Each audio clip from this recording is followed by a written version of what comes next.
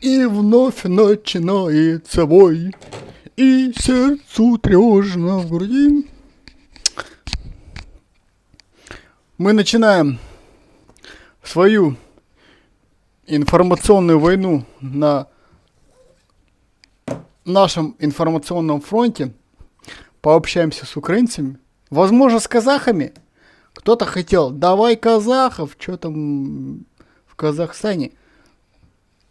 Я запомнил того человека, который хотел услышать казахов. Если он сегодня выйдет, появится, то мы для разнообразия с казахами пообщаемся. Блин, эти наушники меня палят, я поэтому перейду к классическим Bluetooth наушникам. Они себя очень хорошо проявили в наших беседах. А так я, блин, как какой-то стример, сижу в наушниках. Сзади медали висят. Стример, киберспортсмен по-любому. Поэтому так. Ну, у них, надо сказать, что заряда на 12 часов хватает, поэтому постараемся их разговорить. Блин, наверное, поздновато. Ну, в выходной же должны кто-то быть, я не знаю. И сейчас у нас люди подтянутся. Это у нас будет как микрофон. По классике. Так.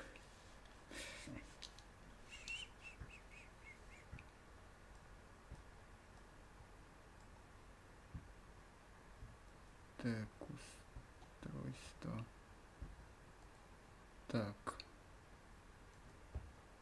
Свойства, наушники. Ага. Так, ну это надо сейчас проверить, да?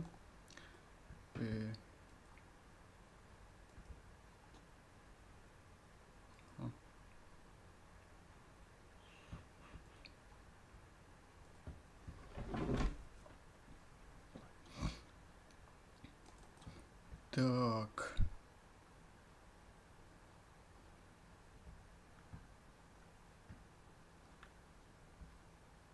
Вот, ну вот.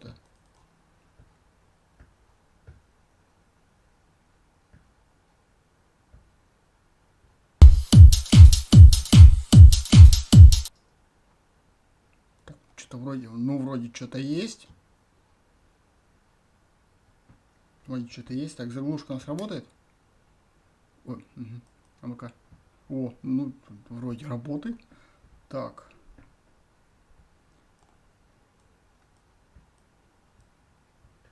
Хорошо. Так, хоба. Вдруг кто-то писюны захочет показывать. Ну, вроде нам такие почти не попадаются. Блин. Немного надо так удлинить. О! Так. Погоди-ка, какая у нас так.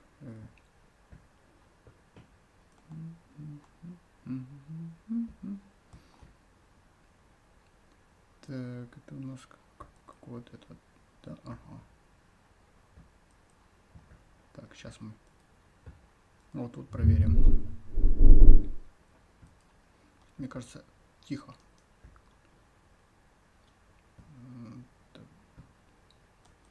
Что громкость? Ну так я же говорю тихо. Вот так вот будет громко.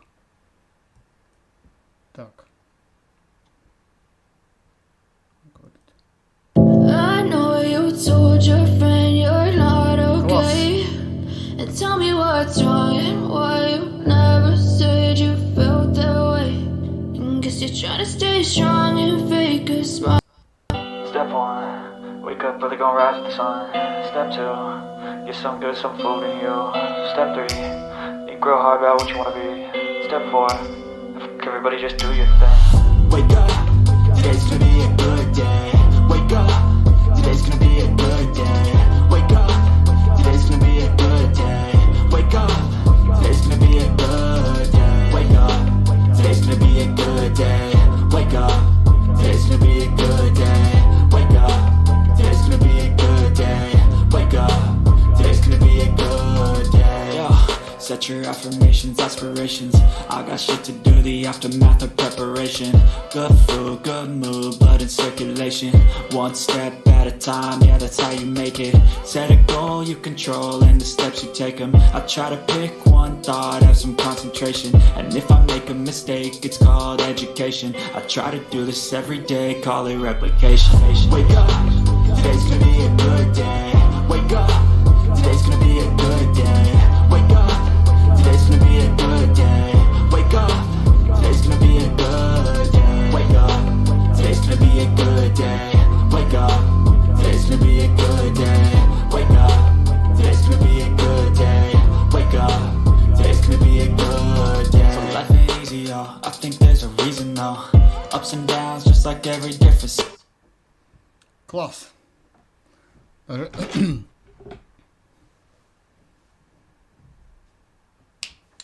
Так, картина. Картина это, конечно, классно.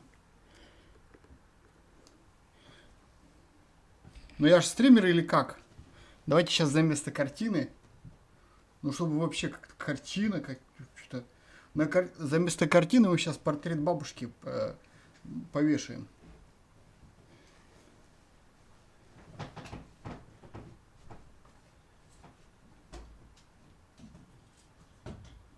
Так. Я думаю, так.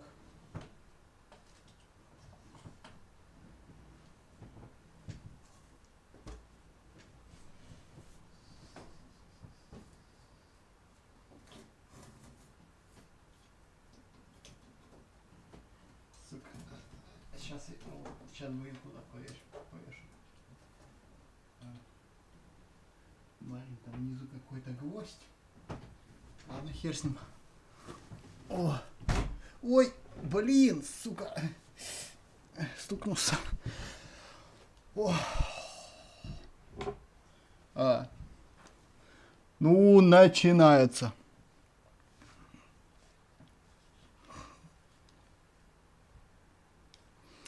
Нет, я не за Украину.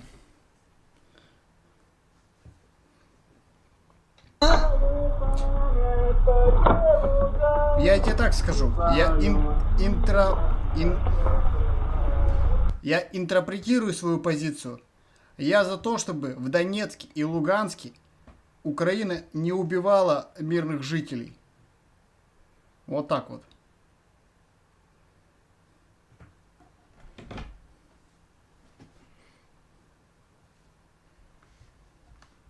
Я вот за это.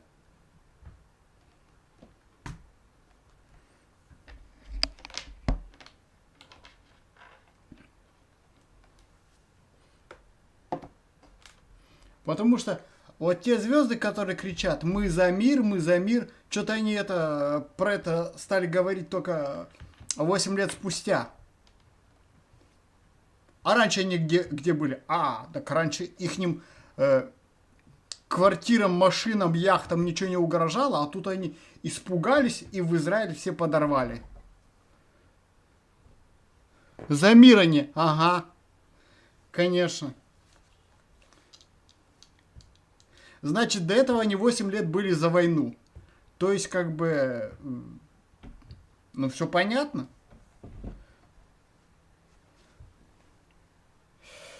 Так, ну что ж. Кто там Казахстан хотел? Я не вижу толпы казахов, которые говорят, давай Казахстан посмотрим. Туда-сюда нету. Нет желающих на Казахстан посмотреть. Нету, да? Ну, тогда с украинцами начнем. Постараемся не палиться, да, как бы. Ну, потому что они так лучше разговаривают. Нет, медали я специально сегодня снимать не буду, ну их нахер. Скажут, а что у тебя там, ты что, российский флаг? Я скажу, просто медали. Это ковер, это бабушка. Это бабушкин ковер. Логика простая. Бабушкин ковер, бабушка. Медали мои. Дудку с флагом я убрал, ну... Потому что некоторые даже вот в этом ковре букву «З» увидели. Покажите мне, дебилу, где тут буква «З». хоть кто-нибудь. Я просто как бы, может быть, у меня со зрением что-то не так. Казахстан. О, привет. Так, ты Казахстан. Нет, ты давай меня не обманывай, не ты Казахстан просил.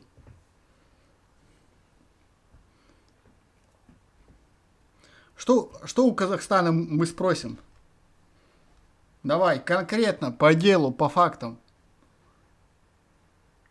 За вот эти вот шумиху вот эту казахстанскую или что? Что спросить? Я как бы не знаю, чем Казахстан живет. Знаю плюс-минус, чем Украина живет, чем тут в России там обсуждают. Ну, сейчас в основном сейчас тема одна. Нету буквы З. Данил, молодец. Ты внимательный. Я вот тоже не увидал. Но какая-то казахская, какая-то украинка вот тут где-то букву З увидала. Ну вот понимаете, ну вот как? Ну чё, Лотос, есть какая-то конкретный вопрос, чтобы на Казахстане не задерживаться? А, так это ты тогда, наверное, был с левого аккаунта.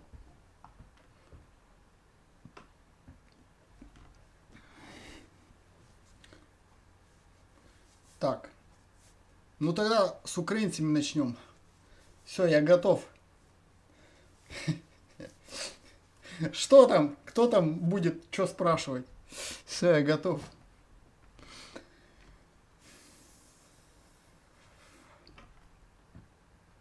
На ютубе, кстати, вот эти истории, как бы, ну, не очень зашли. Я думал, я ожидал, конечно, большего. О, нихер, народу. А вот в Яндекс.Дзене, ну, ссылка на Яндекс.Дзен должна быть где-то там в описании. Посмотрите, если кому интересно, у кого есть в Яндексе аккаунт, можете почитать. Там такого понаписали. Нет, это был не я. Ну ладно. Там кто-то с какого-то женского аккаунта. Ну, может, люди подтянутся. Да, кстати, я тут в этот Donation Alerts заходил, там новая фишка, короче, можно задать вопрос. То есть, можно не просто там что-то написать, да, а можно задать вопрос, и он у меня появится, и я на него отвечу. Вот такая тематика. То есть, не просто банально задонатить, там что-то написать, там, а можно что-то спросить. То есть, там, как обычно, указываешь сумму и пишешь это со знаком вопроса. Он появится в отдельном, в отдельном для меня разделе с вопросом. Вот такая тема. Ну, я вдруг, если кто-то такой не слышал, чтобы это самое, вы тоже в курсе были, как говорится, курсанул вас. Блин, народу много. Я очень надеюсь, что как бы это самое, люди будут с нормальным звуком, а то если я буду какие-то люди попадаться, у которых буду я слышать себя, ну, с ними как бы не хотелось бы.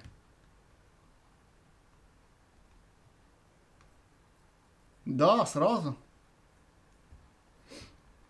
Ладно.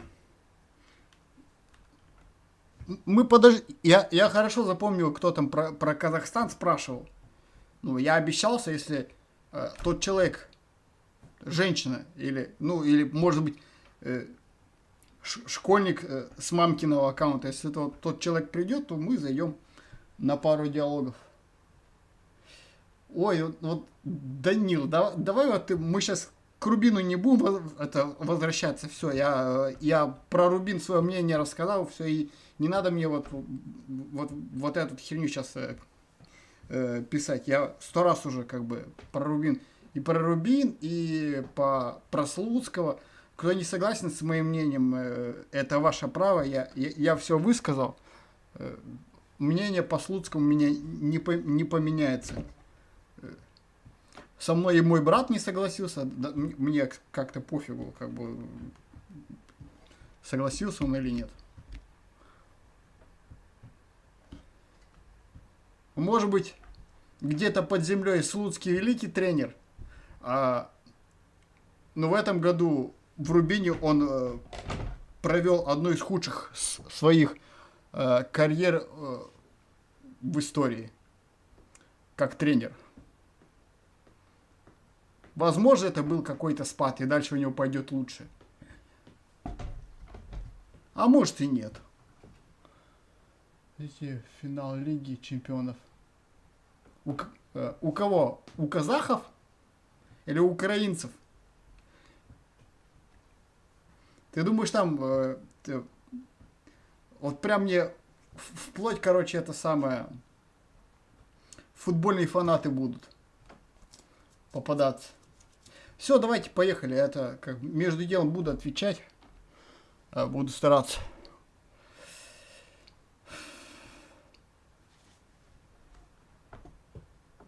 С нами ковер и бабушкин портрет.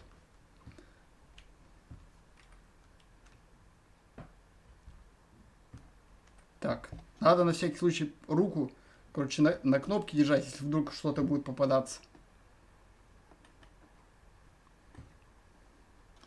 Ты, конечно, Лотос, меня извиняй, но мы, короче, в Казахстан пойдем, когда я вот увижу того человека. Ну что не хотелось бы на Казахстан отвлекаться. Казахи нормальные, адекватные люди.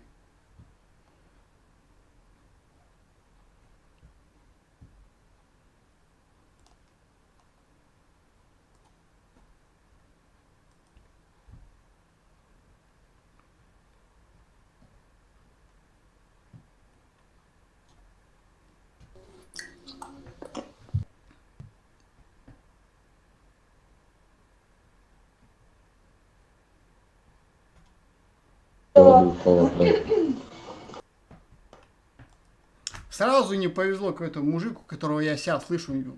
Вообще не хочется самого себя слушать.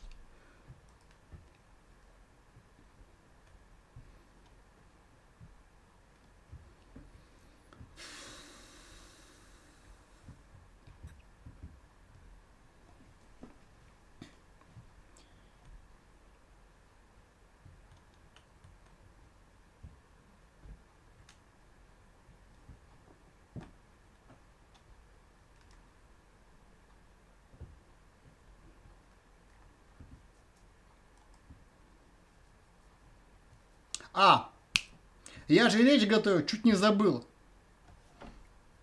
В принципе, она касается не только украинцев, но и русских, да, в принципе. По Украине в целом, что я хочу сказать. Вот эта вот вся война, она закончится. И надо будет вести нормальную жизнь. Американцы, они бросят Украину, она им не нужна. Европе от Украины нужно только ихнее зерно, только и всего. Америка хочет как можно больше оружия туда успеть продать. А вот это оружие, которое Америка и Европа им поставила, украинцы очень долго за него будут расплачиваться. Их дети, внуки и правнуки. Потому что мы в свое время, в 1944 году, когда открылся второй фронт, меньше чем за год нам по ленд-лизу поставляли они оружие. Так вот за это оружие Россия рассчиталась только в 2006 году. На сколько миллиардов Украине уже поставили оружие? И все это за деньги, не за бесплатно.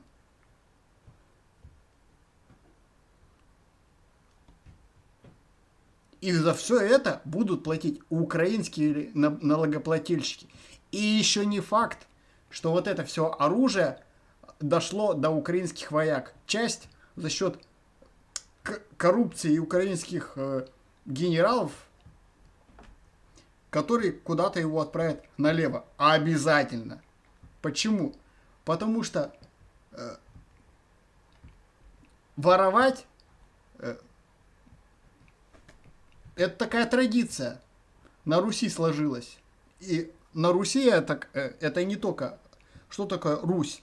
Это Украина, Беларусь и вот эти вот все республики, которые у нас были. Просто старая добрая традиция. Начинается с детского сада. Пришел в детский сад. Есть у тебя игрушки в детском саду. Понравилась машинка, с собой взял. Все.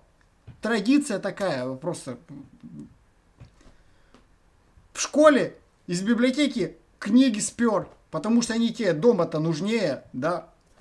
В технаре какую-то техническую литературу.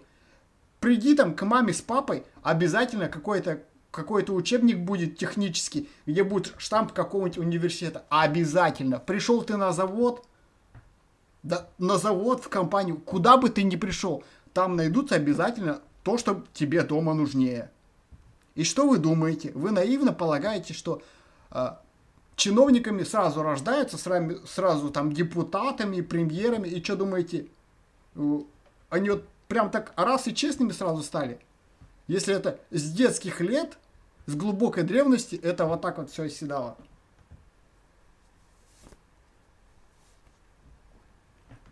А Украина — это такая же Россия. Как там в летописи-то говорилось, что Киев отец городов русских, а Москва мать. Мы все из одного теста. Просто только то, что сейчас происходит, это все вот эти вот политические разборки, в которые влиты большие деньги.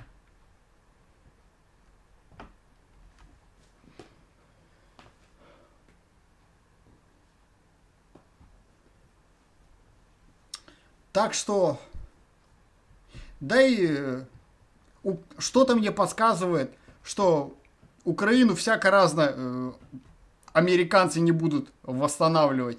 Или там европейцы как-то помогать в восстановлении Украины. Кто? Кто же будет в этом участвовать? Я не помню ни одной гуманитарной помощи, чтобы американцы отправили. А сколько к них беженцев уехало? Человек 50? Какая-то элита, наверное.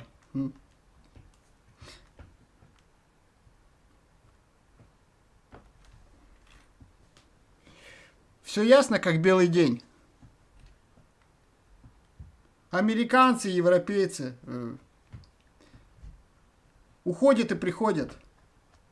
А жить-то все равно вместе. Вы можете как угодно к России и русским относиться. Ситуация все равно не поменяется.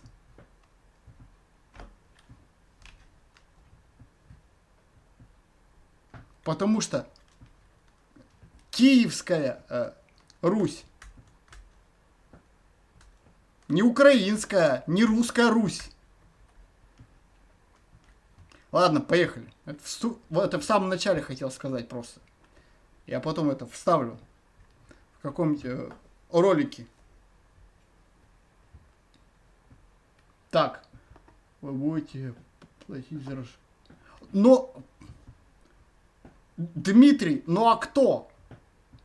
Все будем все заново отстраивать. И там никто не будет разбираться, кто вот этот дом рушил, а кто вот этот. Все. Перчатку, робы, сварщик, варить будешь там, строитель будешь строить, что умеешь, все. Работы всем хватит. Несмотря на то, что там воюют какие-то наемники и так далее, и тому подобное. Я бы даже сказал, что вот эти вот там, кого-то там в плен взяли и так далее. Нехер им делать в тюрьмах. Пускай, короче, привлекать их на это самое... Что они там просто так сидеть будут? Пускай занимаются делами общественно полезными, то есть отстраивают дома, ну то есть как бы, грубо говоря, ломали вместе, а они там отсидятся там и потом и вернутся. Это неправильно. Надо, чтобы они собственноручно вот в этом поучаствовали, все восстановили.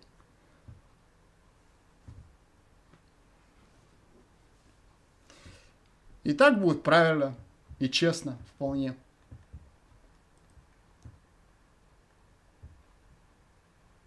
О, привет. Привет. Коврик файный. Классный ковер. Это бабушкин. Бабушки. Бабушки. У меня тоже есть такой. Старшие дедушки. Ты откуда? Я из России. Я из России. Да, Из России? Да. А из что России. Украина Да, из России. Ну, захотел с украинцами пообщаться. Захотел с украинцами пообщаться. А то, Да. и- А то, если ничего не ставишь, всякие если мужики ничего не попадают ставишь, всякие мужики попадаются. и писюны показывают. Понятно. И Как у писюны вас там в показывают. России? Все хорошо. Все хорошо. Да. У нас А? было бы хорошо, если бы вы не напали. Да, у нас было бы все хорошо, если бы Россия на нас не напала. А так у нас все плохо. А почему вы не выходите на митинг? На митинг? А На зачем? митинг? Да. А зачем? Ну, чтобы войну прекратить. Нет, так войну не прекратить. Нет, так войну не прекратить. Но если будет много людей выходить на митинги, все поймут то, что, они понимают то, что там, на Украине убивают детей и людей. Ты меня, конечно, извини, но у нас так Ты не меня, конечно, работает. извини, но у нас так не работает. Почему? У нас работает. У нас он Херсон, но еще русским не стал и не станет. Донбасс мы отобьем, Крым мы тоже отобьем. А потом из одной и вашу Россию. Будете вы потом не Россия, а Украина. Что все решила. На кар-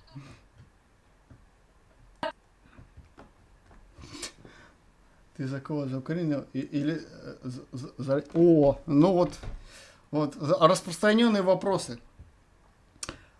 Я этого, видать, вначале не сказал, но давайте. Я буду стараться им подыгрывать. То есть я изначально... какая у меня позиция? Что это должно раз и навсегда прекратиться. То есть в Донецке и Луганске должен быть мир. А так как украинские вооруженные силы сами оттуда не уйдут, тем более им на это Америка активно оружие поставляет, то только таким путем можно это все прекратить. И на самом деле, это можно было прекратить еще в самом зародыше, еще тогда, в 2014 году. Но наш зомбоящик рассказывал про то, что там Путину там это делать нельзя, потому что туда-сюда, и, короче, много чего. На тот момент рассказывали, что диванные генералы кричат, чтобы Путин там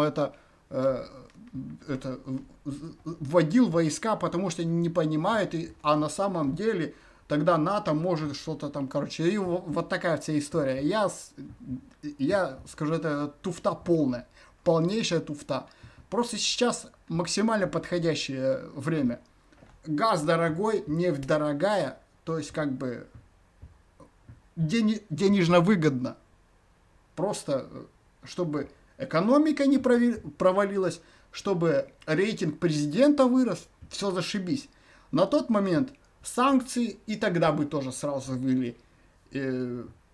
За 8 лет да, где-то в каких-то вооружениях у нас скачок появился, но плюс-минус, как говорится, что да, какое-то вооружение, может, появилось, но тогда можно было гораздо меньшей кровью все это решить. Гораздо меньшей кровью. Но они тянули.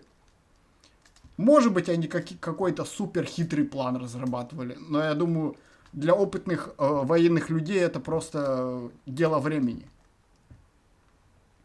А сейчас вот возможность появилась, типа там Украина может это самое, что-то там, короче, разместить, какое-то вооружение. Можно подумать, что 8 лет назад у них не было технологий, чисто теоретически, то, чтобы создать это ядерное оружие и использовать за базу .у. Путин тоже тут в этом деле лукавит. Я думаю, и 8 лет назад у них такие технологии были.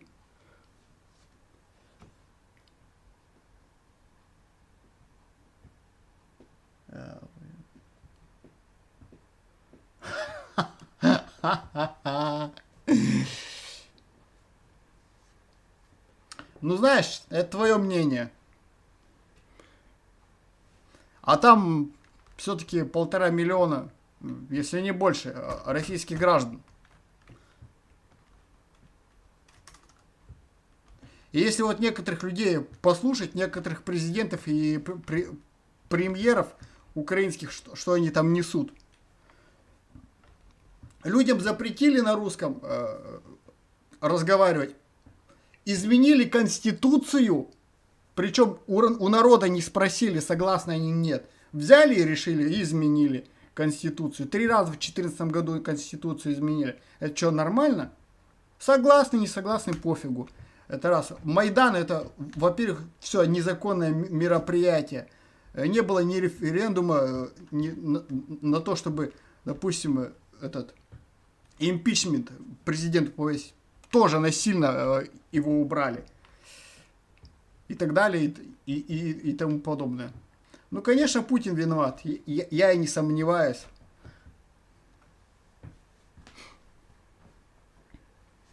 Ты можешь считать как угодно, но время все по своим местам расставит. Украина будет очень долгие годы платить. Ну, по моим подсчетам, лет 70-80 как минимум за это вооружение. Обычные работяги и украинские налогоплательщики за это оружие будут оплачивать. В любом случае, как бы там что ни закончилось, никто эти деньги не простит. На Украине есть земля, есть зерно. Что там, вот это зерно будет сюда, в Европу уходить. И с этим всем вы останетесь.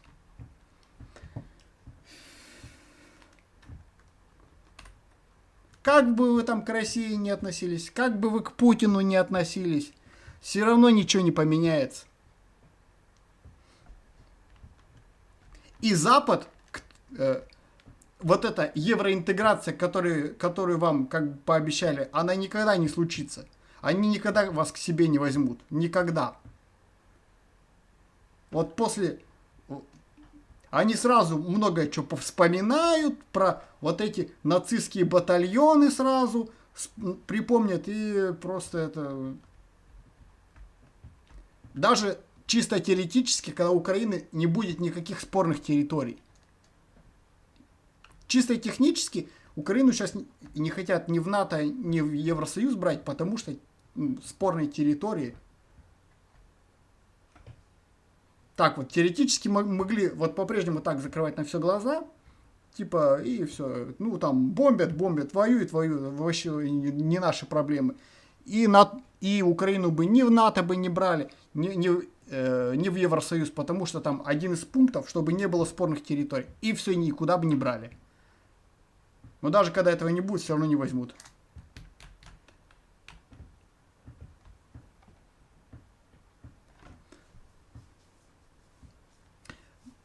Если кто-то в этом сомневается, можете почитать вот эти основные документы Евросоюза, этого НАТО. Там это прописано. И еще, если что касательно НАТО, второй момент. Там еще должны быть все согласны. Если кто-то хотя бы не согласится, вот как Турция. Сейчас вот не согласна, и все.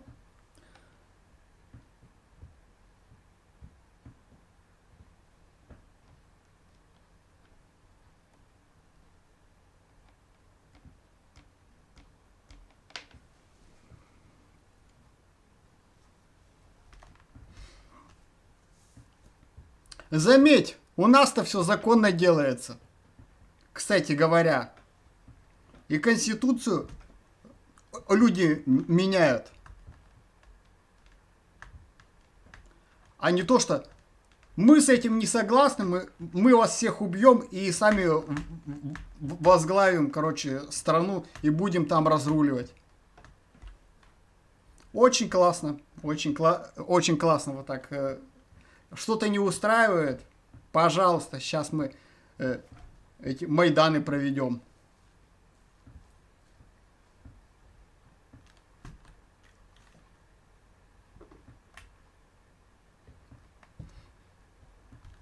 Для меня уж пускай Путин будет, чем какой-нибудь придурок типа Навального или того же Ельцина.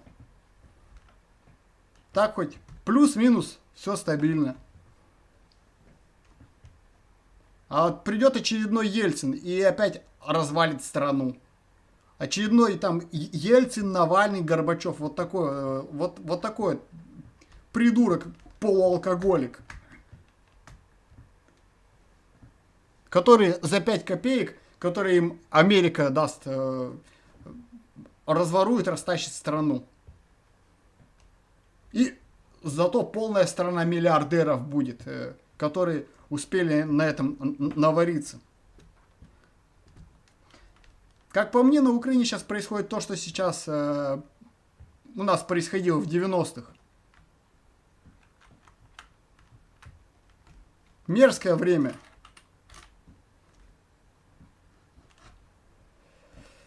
Так, поехали.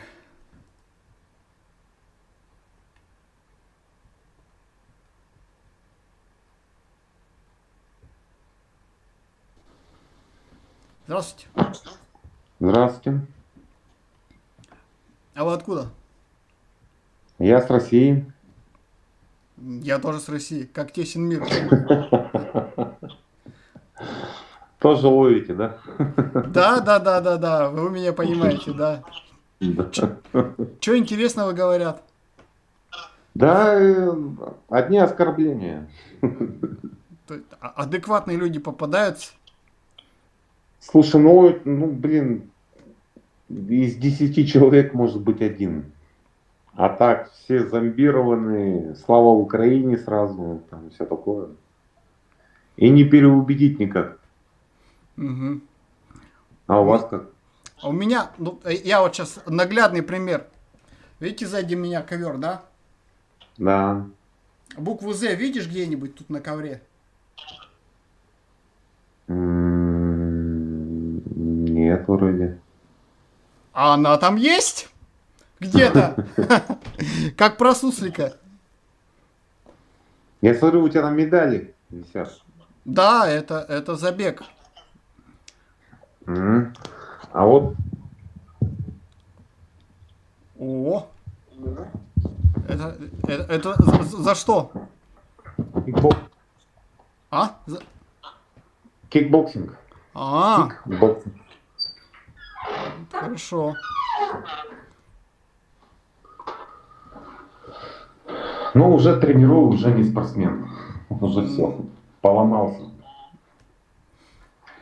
Уже Не, ну- могу похудеть. Знаешь, спортом можно до глубокой старости заниматься. Если не можешь одним заниматься, можно другим заниматься. Но профессиональным нет. Не, ну это понятно.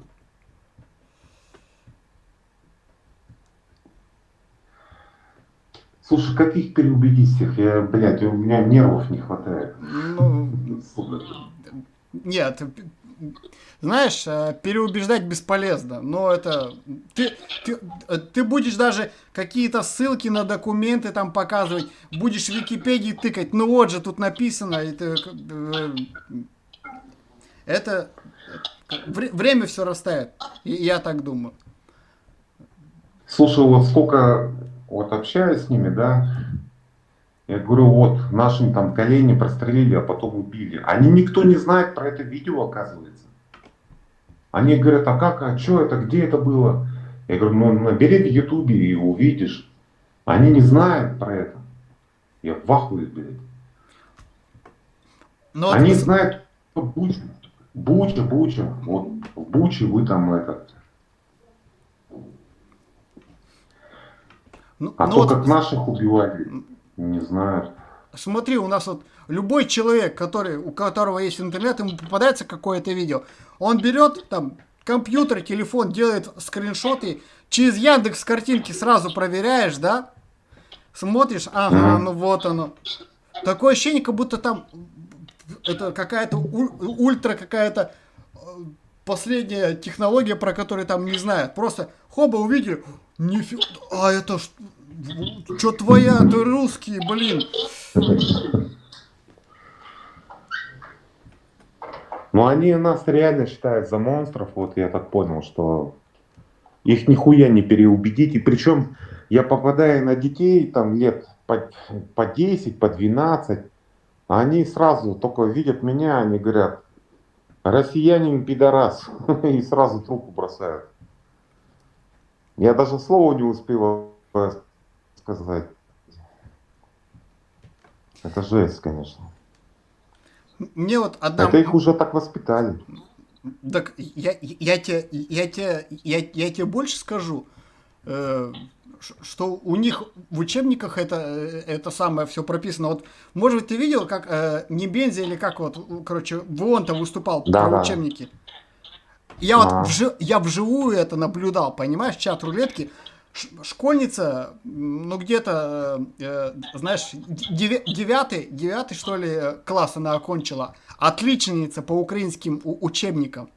И вот она говорит, ты, говорит, со мной не спорь, у меня, говорит, ни одной девятки нет, у меня все десятки. Я это все отлично знаю. Говорит, вы, говорит, всегда были, говорит, агрессорами. Вы на нас и в 45-м году, когда освобождали, насиловали и убивали, а немцы-то зашли, они нам ничего не делали. А вы пришли сразу стали грабить, насиловать, убивать. Ага, с учетом, что там в русской армии и украинцы, и белорусы, кого там только не было. Традиция такая. Приехал куда-нибудь, надо насиловать, убивать и грабить. Слушай, их не перевоспитаешь, может и не надо даже западную брать, это пускай уже они сами по себе там по ходу.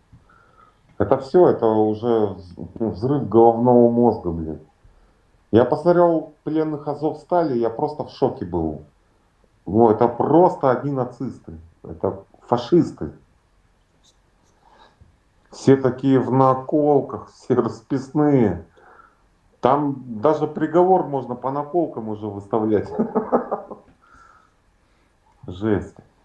Не, смотри, вот те эти, так сказать, из Азова, которые, вот если их с обычными рядовыми военными сравнивать, они же достаточно хорошо были вооружены. Если обычный рядовой боец Украины, он же многим не может похвастаться. Если там даже какие-то танки у них, не на всех современная электроника, у них же там просто, как говорится, полный фарш они были там упакованы. И деньги в различных валютах и так далее просто... Так ты посмотри видео, поначалу вышли ВСУшники, голодные, обшарпанные, худые, истощенные. И потом уже в конце выходили эти азовцы. Упитанные, подстриженные, помытые, экипированные, с рюкзаками большими, блядь, с деньгами в полный рост. У них все было ништяк. А вот эти вот бедные ВСУшники, ну вот правда, вот мне вот ВСУшников жалко. Это вот, ну вот морпехи вот эти вот. Вот это воины, а это нацисты. Жесть. Как их переубедить, я не знаю. Я думаю, время расставит все на свои места, как говорится. Ну, только так, да. Тебя как звать, брака? Меня Андрей. Меня Денис. Если интересно, у меня YouTube канал есть. Я в эфире. Да, можешь привет передать. Передаю привет. YouTube канал Андрей Красноуральск. Можешь там ролики Красноярск? посмотреть. Андрей Красноуральск. Красноуральск. Да. Всем передаю привет. Я тебе, знаешь, что скажу? Знаешь, тут как бы с ними бесполезно что-то доказывать. Мне вот папа как учил. Ты слушай, поддакивай, и делай все равно по-своему. Тогда ты столько интересного услышишь. Очень много интересного. А вот если, как говорится, как это у молодежи, а если будешь агриться, провоцироваться, это ни к чему не приведет. Ну да, да. Может, и тебе поможет. Давай, удачи. Давай, удачи. Ну, вот видите, и русские люди попадаются, чтоб вы понимали, как говорится, что происходит.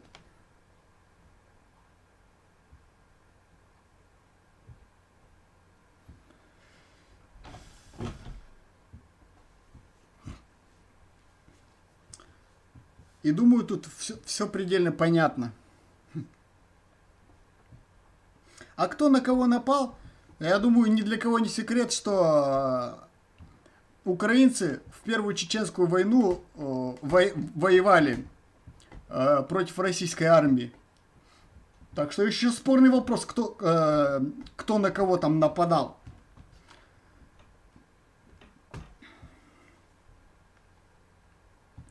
И оружие Грузии поставляли. На секундочку. Да кто на кого напал-то?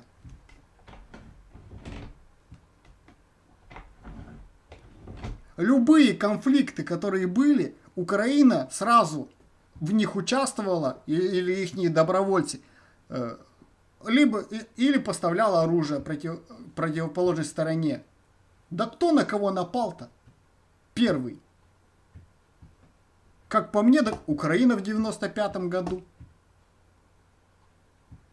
Агрессия, факт агрессии.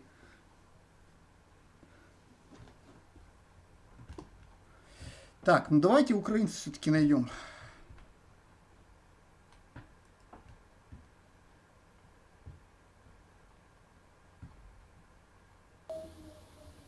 Привет.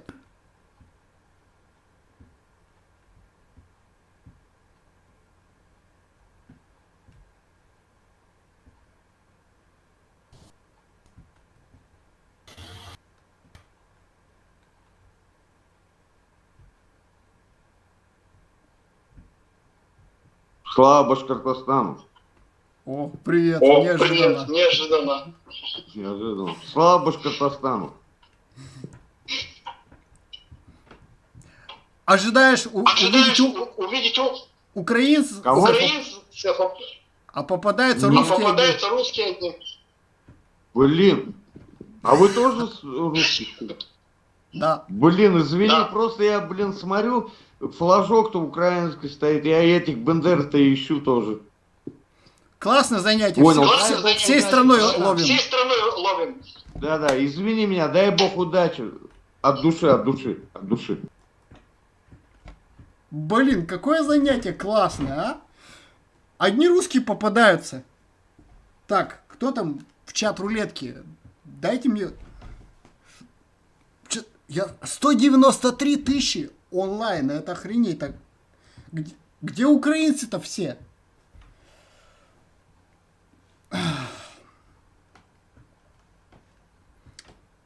Так, как вы думаете, есть шанс украинцев встретить?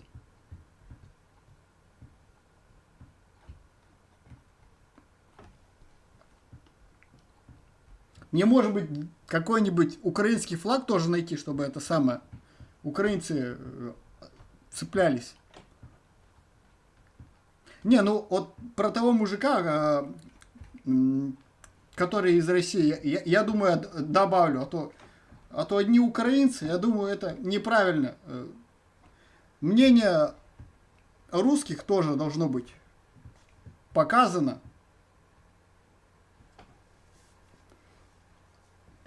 Так будет справедливо.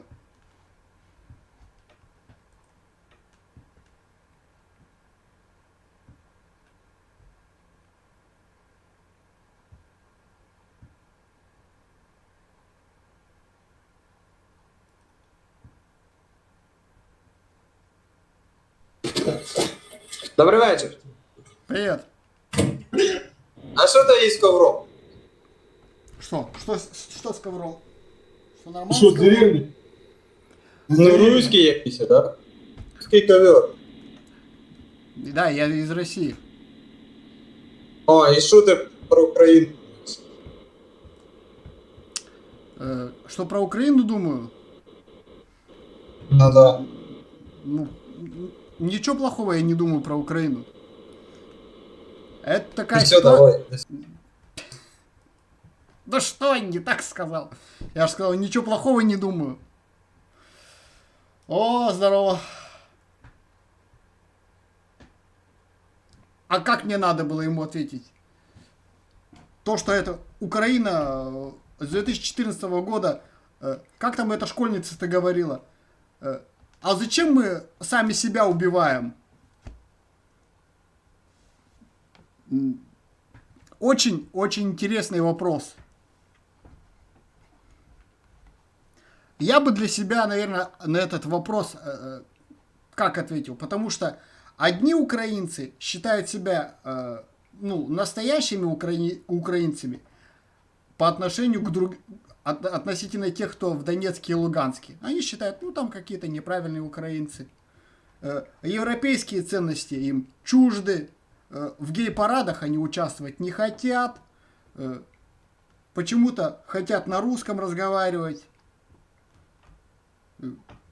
Им учебники им не устраивают, которые Америка написала. Фонд Сороса. Вот такой вот мужик. Всем мозги вправо. Молодец. Просто... Если бы он благополучно в 90-е нам учебники писал.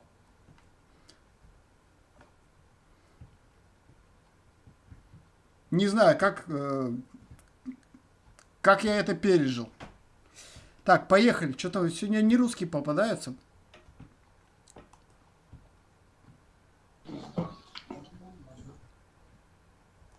Видели какой-то военный?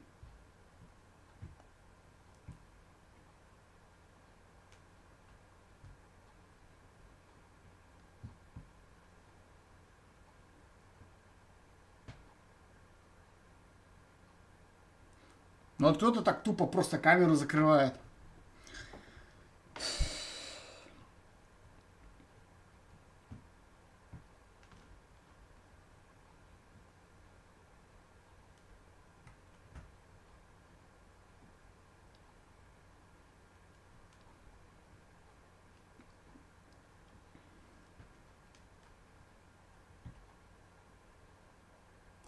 А знаете, вот меня, когда зададут этот вопрос, ты за Россию или за Украину, я что буду отвечать?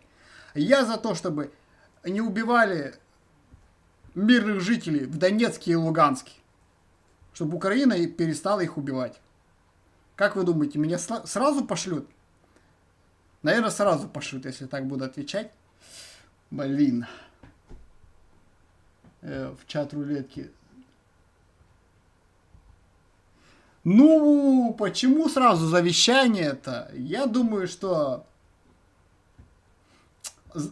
Кстати, у меня есть одна идея, почему украинские военные, это, может быть, из Азова ребята, ну, или вот такие, как бы, кто поддерживает порядок, относительно порядок, да, они смотрят, какие украинцы, да, если какие-то у кого-то из украинцев неправильная позиция, он так в процессе общения там узнает, откуда он туда-сюда, какую-то информацию, да.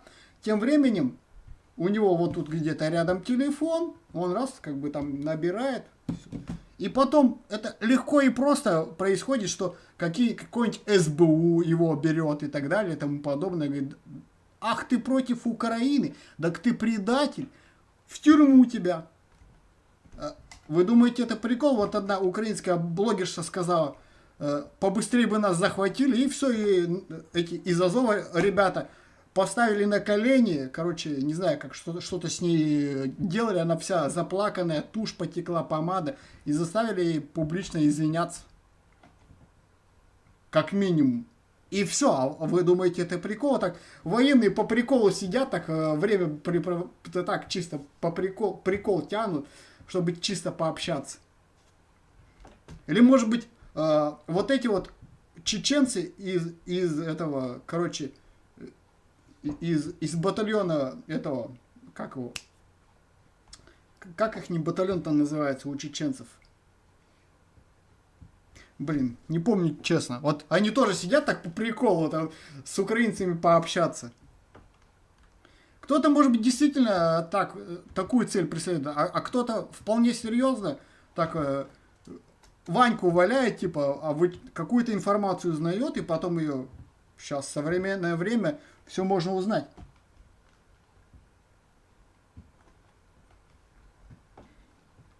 А, кстати, есть еще второй вариант. Как тебе вот такой вариант? Что он может быть из теробороны. Ну, если верить украинцам, я, может быть, ошибаюсь. Если я ошибаюсь, поправьте. Там, короче, есть тероборонцы, у них есть какое-то оружие, да, но они как бы порядком занимаются, типа, как вот в советское время дружинники были, да. Кстати, сейчас в России что-то тоже типа дружинники или как-то, то есть днем он работает, а вечером они ходят там что-то как-то, типа, вот такое, сейчас не помню, как точно это называется. Но в Украине такое тоже есть, у них даже какое-то оружие может быть там, и так далее и тому подобное. Они даже какие-то деньги получают. Так что он как бы, может быть, не совсем... И как будто ему служба идет, понимаешь, какая тема. С одной стороны, у него вот пули не свистят. С другой... Он рискует, конечно, чтобы от кого-то выхватить. Допустим, кто-то пошел магазин грабить. Вот эти как бы, когда суета началась. Он взял, цепанул вот такого, а у того оружие было, он бах, его грохнул. Но все-таки это риск минимальный относительно того, что как бы обычно происходит. Поэтому тоже такое может быть. Варианта 2, третьего не дано. Вот у меня мастер так говорит. Поехали дальше.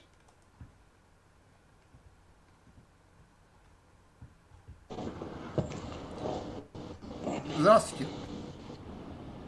Здоровенький было. А вы откуда?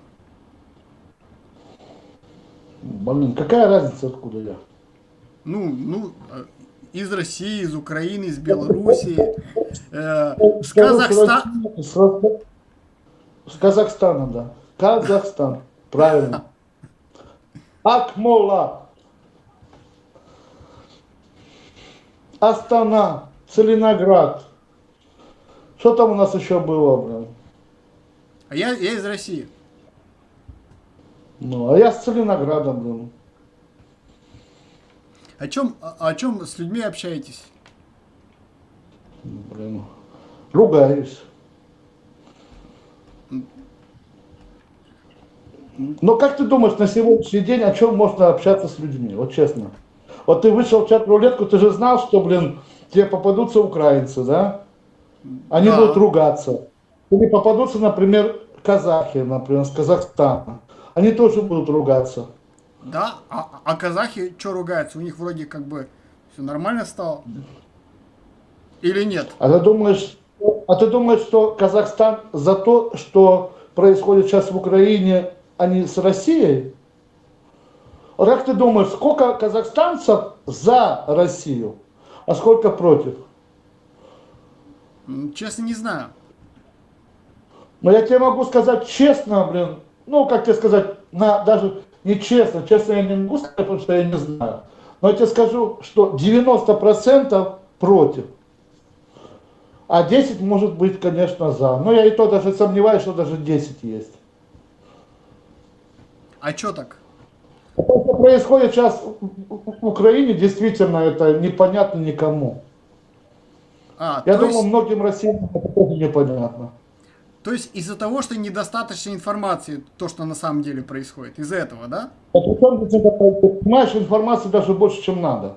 Вот представь, погибло уже более 100 тысяч украинцев, да, солдат, и около 20, почти до 30 тысяч русских солдат. Но об этом никто не знает почему-то. Потому что, блин, Путин же сделал закон, который не должен разглашать потери военных на военных действиях. Но я думаю, возможно, потом, когда закончится, они, может быть, так как признаются. Не будет. Не будет. Ты же не знаешь, сколько погибло. Ты же не знаешь, сколько погибло солдат во время на войне в Грузии.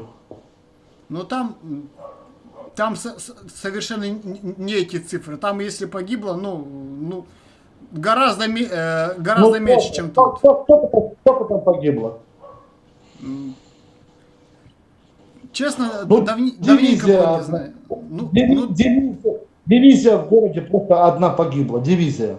Это сколько так, в дивизии человек? Ты знаешь? Нет. Да, а сколько в дивизии человек? Ты знаешь, сколько в дивизии человек? Не, честно, нет, не знаю.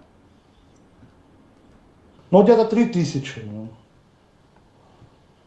Ну, А 3000. там погибло где-то около... А там около 2 дивизий погибло.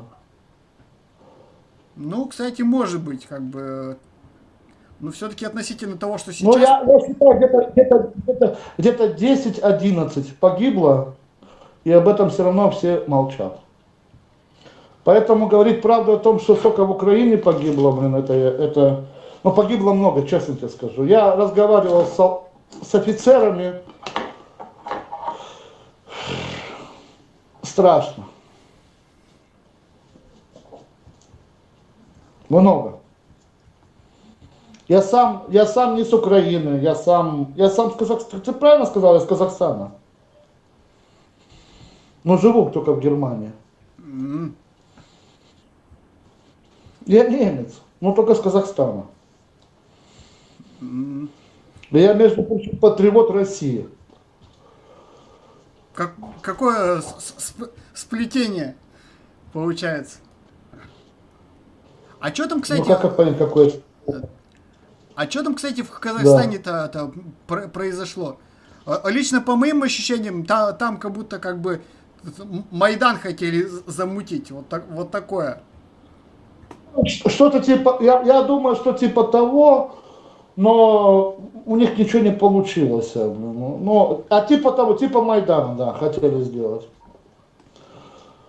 Они хотели его скинуть, но у него ничего не получилось. Но зато хорошо то, что они Назарбаева далеко отдвинули. Вот сейчас Назарбаев уже не герой в Казахстане. А хотя мог бы быть. Но... Когда-то у нас будет, между прочим, с Путиным такая же беда. Но я думаю, они за это время могут что-то придумать. Не, бесполезно. Ты понимаешь, в Казахстане, когда началось, я беспокоился за Казахстан. Но в Казахстане народ совсем другой. Ты не можешь казахов, например, сказать, что типа они как русские, да, или как украинцы. Но они выросли под русскими и украинцами. Они нахапались вот этого всего. Поэтому у них как-то произошло все по-другому. Нет, там могут быть еще стычки, там что-то это все не, это еще все только начало. Все еще может быть там. Я помню, в этом, по-моему, году у нас, короче, на работе мастер рассказывал про этот, короче, несчастный случай в Казахстане, там какой был. Короче, когда вот это все дело там уже закончилось, да, а там эти беспорядки были и так далее, там и оружие применялось. И это, короче, собрали, короче, со всей страны людей, чтобы это разгребать-то вот то, что. И этот работник стал убирать, короче, там какие-то завалы, обнаружил какой-то подозрительный предмет. Там снаряд, не снаряд, что-то вот такое.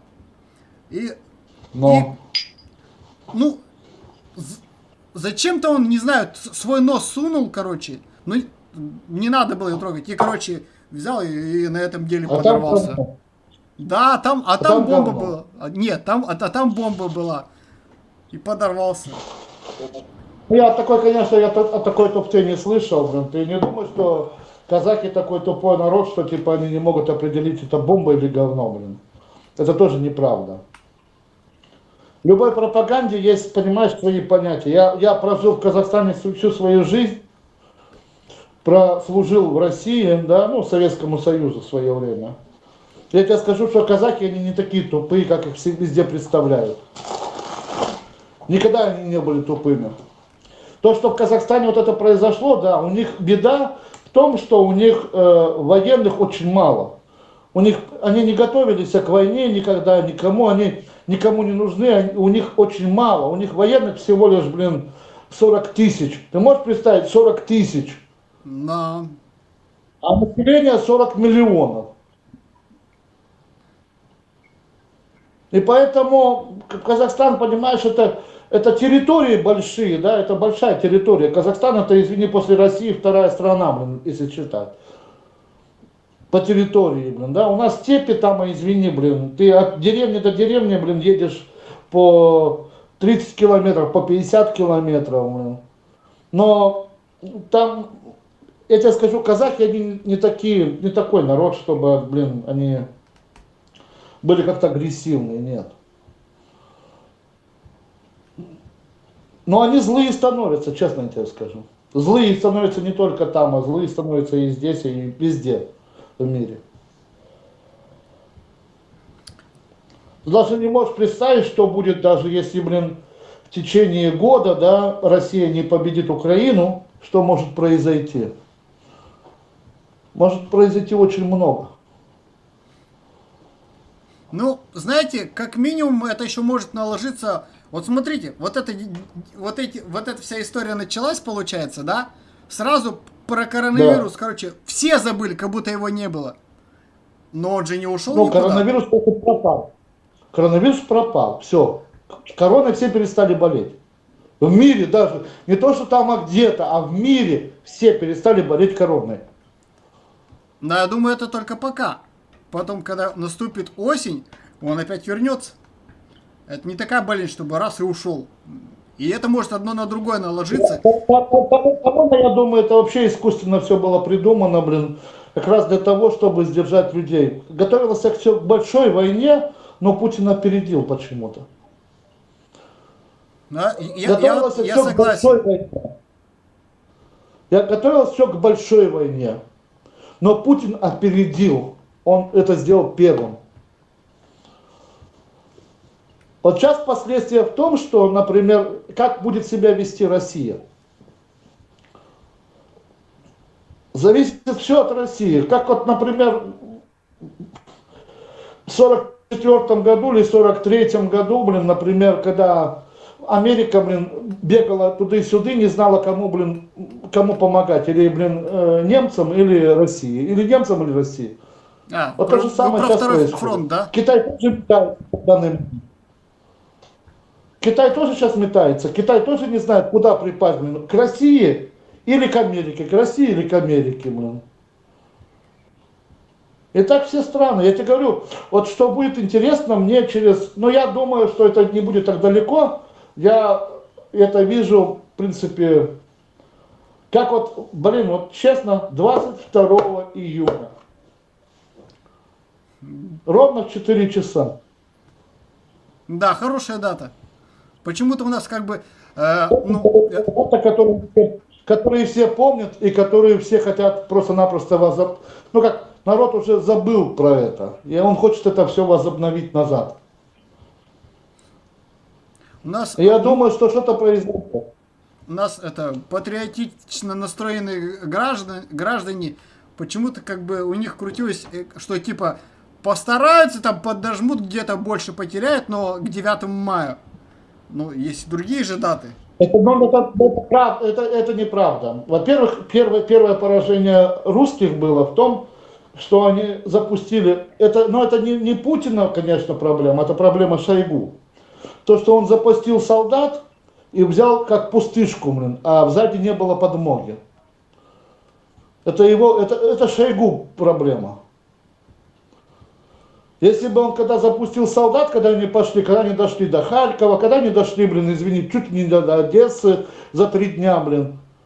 Но у них не было подмоги, у них не было обеспечения войск сзади не было. Они только танки туда завели, блин, и все. И тех пацанов всех спалили, блин.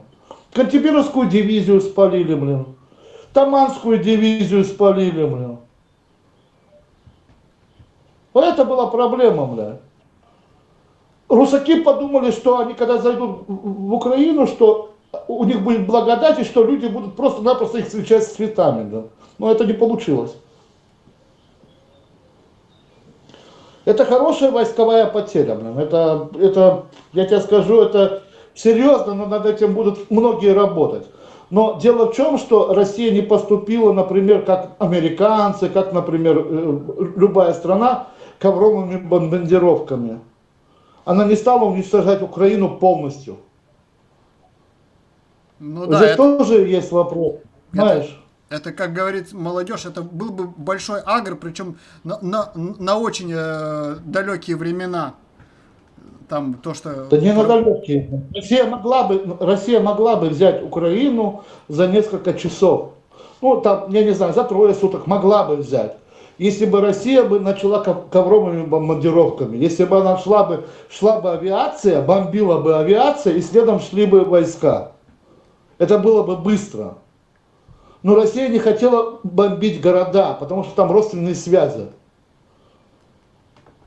Ты понимаешь, ты тоже это не можешь никуда убрать, блин, ёпта мать. У тебя есть родственники в Украине, у меня, я живу в Германии, у меня тоже есть родственники в Украине.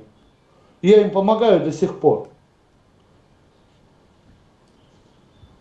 Вот это нельзя никуда убрать, понимаешь? Это не то, что там Америка напала там на какой-то там, блин, я не знаю, блин, на Афганистан, на Кубу, блядь. Понимаешь? Это не то. Здесь совсем другое. И они все понимают, блин, даже вот этот вывод с Азовстали, блин, да, когда они стоят, блин, с ними тоже разговаривают по-человечески, блин. Ты же видел, вот когда с Азовстали выводили, блин, 2500 человек, 2600, блин, 2700. Ну, 2700, это, представляешь, это 2 дивизии. Это 2 дивизии. Это не батальоны, не рота, это 2 дивизии, блин.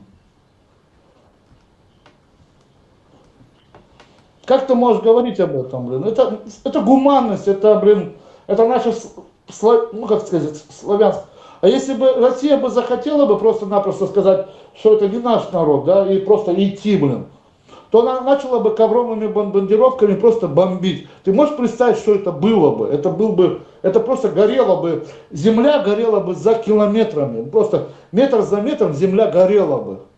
И там бы люди не выживали. Взять тоже смерть, взять тоже, ладно, смерть, там, блин, елки-палки, блин, санцепек, блин. Ты знаешь, что это один залп ракета санцепек, это 2 футбольных поля.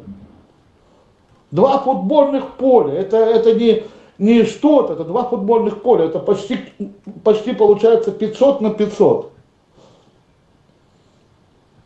Все это могло бы произойти, но этого не произошло. Вот поэтому Россия, блин, и теперь расплачиваться вот этими, блин, всякими. Но она победит все равно, это я тебе честно говорю. Это еще, я думаю, еще 3, блин, но если не вмешается Европа 22 июня, ровно в 4 часа, то тогда еще 2 месяца, 2-3 месяца. Но, этой войне. А смотрите, там Польша какую-то хитрую тему мутит. Это, я, конечно, не знаю, пройдет у нее или нет, но она хочет в это дело так в обход. Блин, и переключился. Кто там Казахстан заказывал? Пожалуйста, вот вам как бы казахстанец из Германии. Все довольны? Так. Проценты с воздуха, скажи ему, ага, янтарские события были ужасными для нас, так как наш человек, который следил за безопасностью страны, просто отозвал КНБ, и террористы смогли выйти из-под людей, и мы делать, что хотят. А мужик прав, население 18 миллионов, большая территория, огромная, такой армия. Но армия, да, слабая, очень слабая. Спроси у него, почему нас коренные казахи подняли тему о Голодоморе спустя некоторых десятков лет. Да, надо было, конечно, это спросить. Хотя, вот этого темы Голодомора, знаете, чтобы вы... У меня в школе было по-разному, но... Вот рядом с этими медалями можно было вешать медали за победу по истории, потому что с историей у меня все нормально было. У меня, честно, вот по географии у меня плохо, потому что география у нас начиналась еще в прошлом веке. Мне было сколько, наверное, лет 14, и наша учитель по географии в 8 классе, это помню было, У нас географии было ровно 2/4. Наша учительница по географии, она по пьяни, она забухала и по пьяни залетела. И все, и мы ее больше не видели. У нас география была 2/4. Больше у нас географии не было вообще. От слова совсем, понимаете? Вот. И для 90-х это было нормально. Вот такая была жизнь в России. Все. Тот человек, который должен подавать пример, подал вот такой пример. Забухала, залетела и все, как бы. Я даже до конца не знаю, знает ли она, от кого на самом деле у нее этот ребенок был. Но вот такие вот для того времени реалии были. Ну, казахстанец, конечно. Да, совместили одно с другим, казахстанец попался.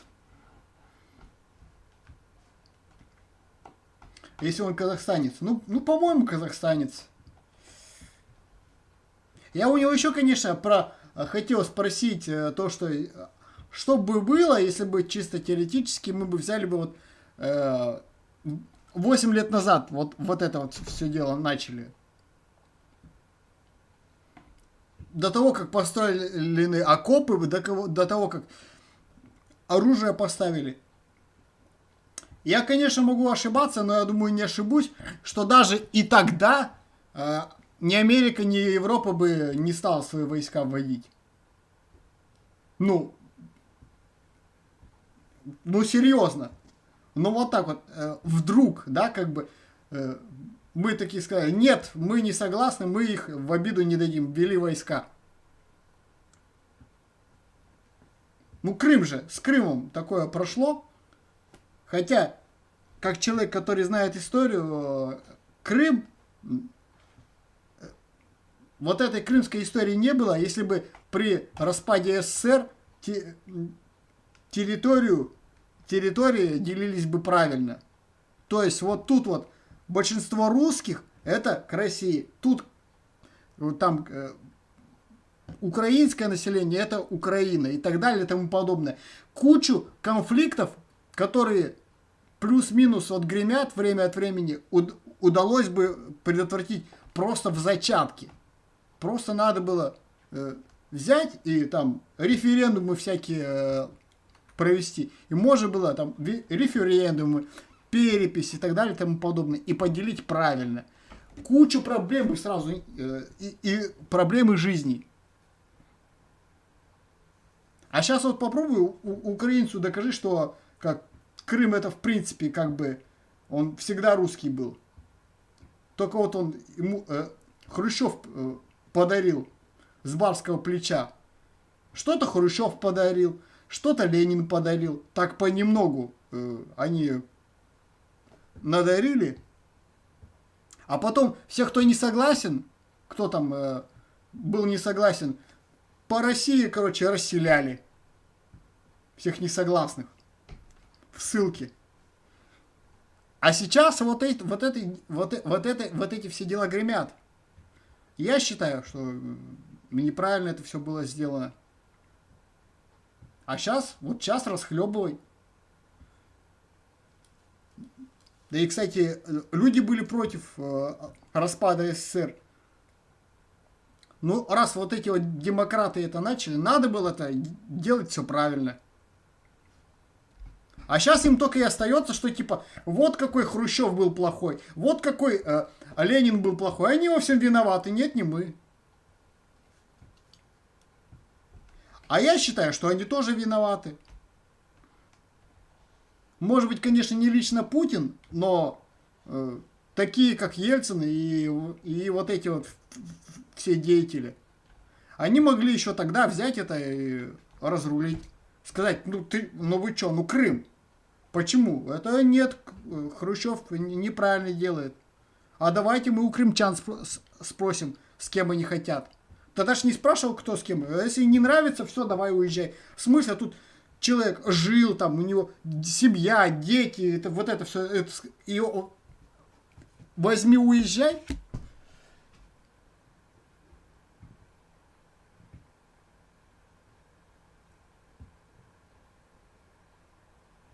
но я с тобой согласен.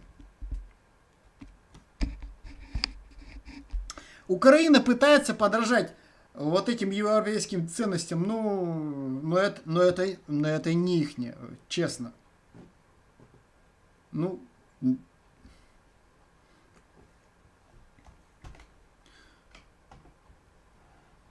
вот эти, а Польша, смотрите, я же знаю, что украинцы тоже есть. Вот то, что хочет сделать Польша, может просто тупо развалить Украину. Просто расчленить Украину.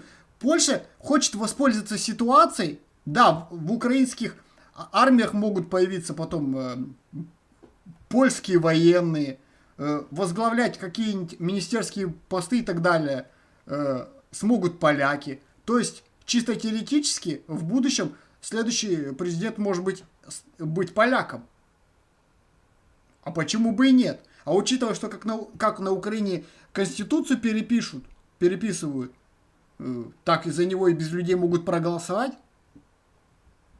Какой-нибудь очередной мини-майдан, какие-то проплаченные люди, и все, и вуаля, уже польский президент, пропольский президент, и скажет, нам надо интегрироваться с Польшей, поэтому мы объединяемся, и это сейчас не Украина будет, там, а что-нибудь, ну не знаю, что там поляки. Ну ничего хорошего. Как говорится, тут мне даже ничего вам рассказывать не надо. Почитайте Гоголя. Почитайте Гоголя. У него там хорошо написано.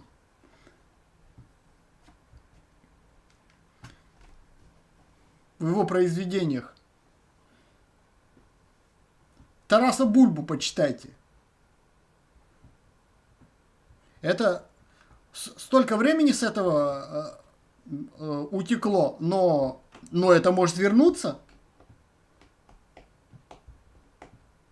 Давай, поехали.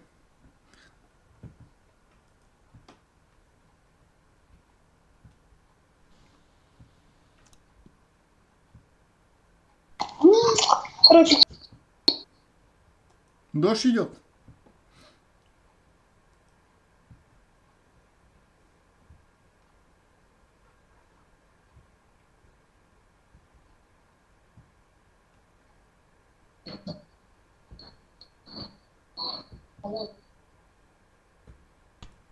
Капец, какой там плохой интернет.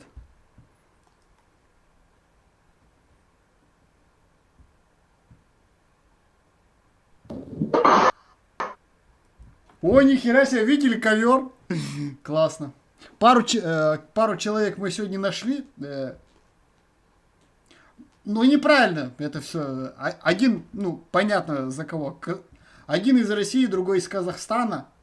Украинцы, нам надо какого-нибудь такого украинца, прям такого, чтобы прям как у нас в России, говорят, чтобы на всю голову.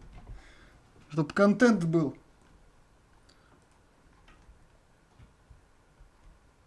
Я сказал.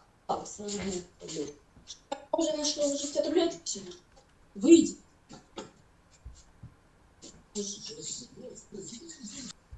Блин, все хорошо у них. Смотрите, вот, какой у людей интернет. Это капец.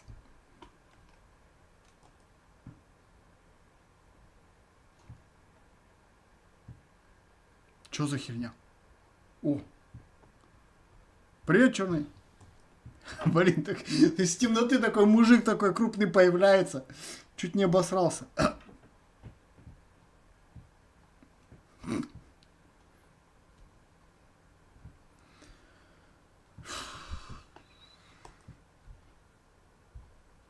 Ложь, кстати.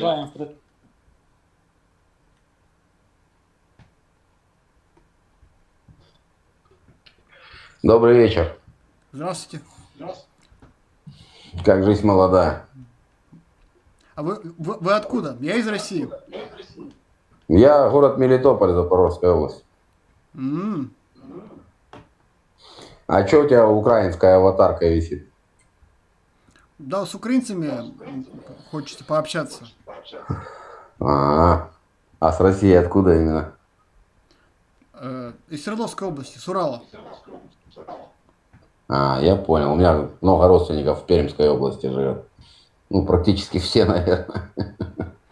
Ну, где-то, короче, там наш городок небольшой под это, Да, под там Тагилом. недалеко, там от Перми до Свердлова, по-моему, если мне память не ошибает, там сутки проехать на поезде.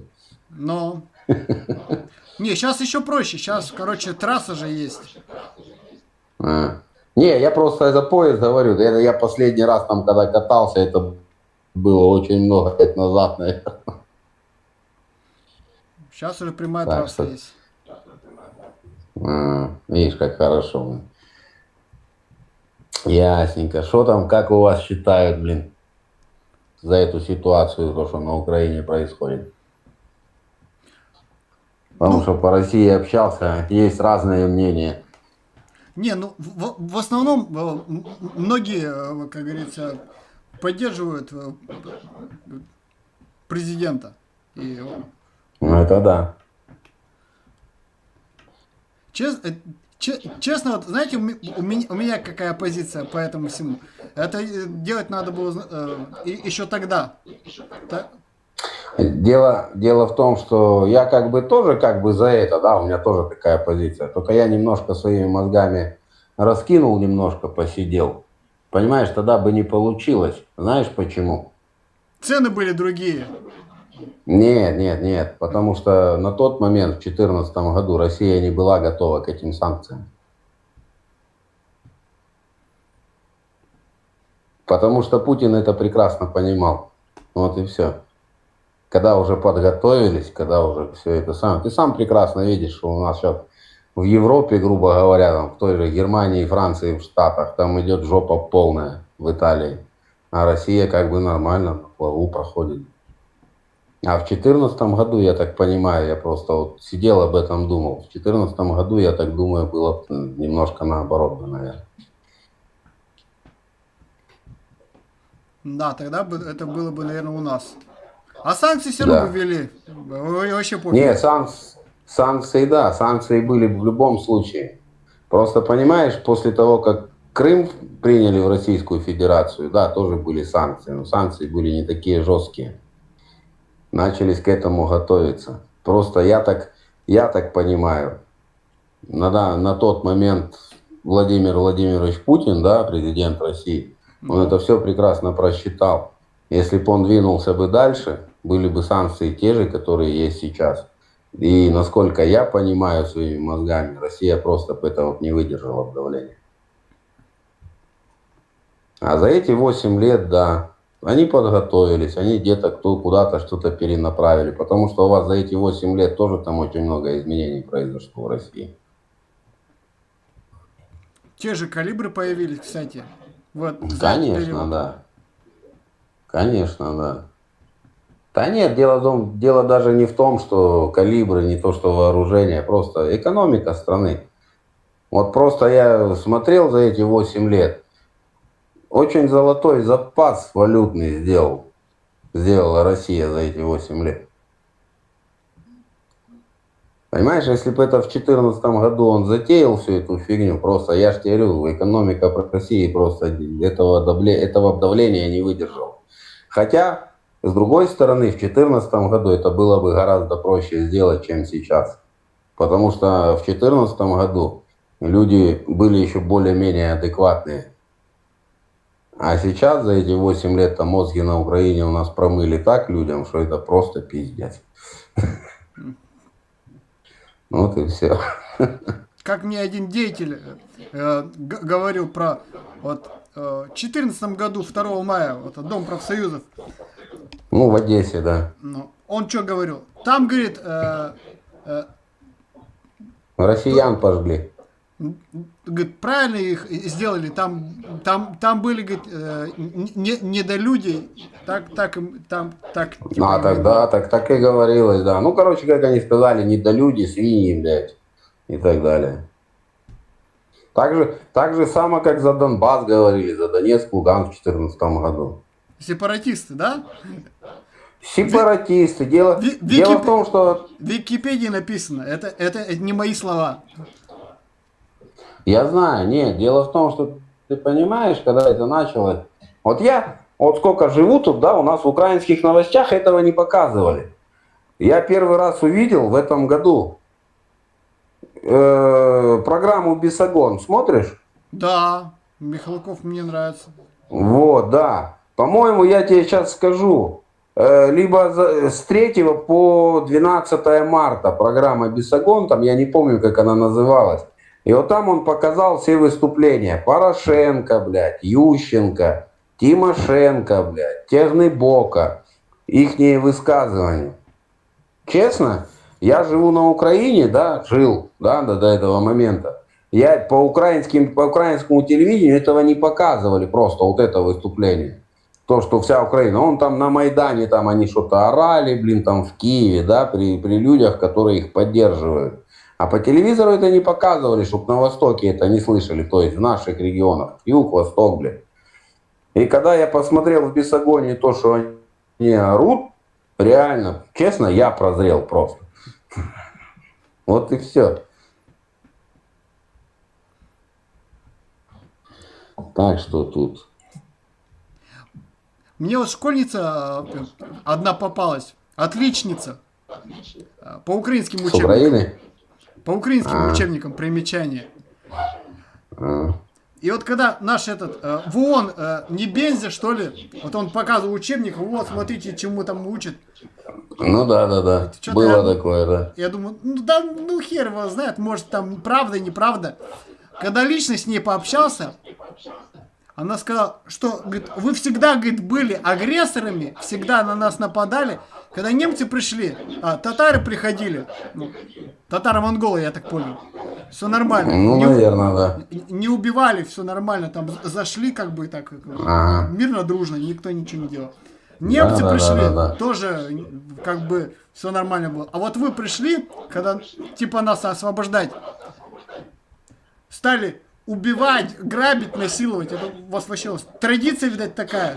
4-месячных детей, блядь. Это сейчас вон Украина ж продвигает. Ты чё? 4-месячных младенцев российские войска насилуют. Ёп, я говорю, сонечко, ты, говорю, мозгами своими думаешь, блядь. У нее, говорю, голова меньше, чем у него хуя, говорю. Ёп твою мать, говорю.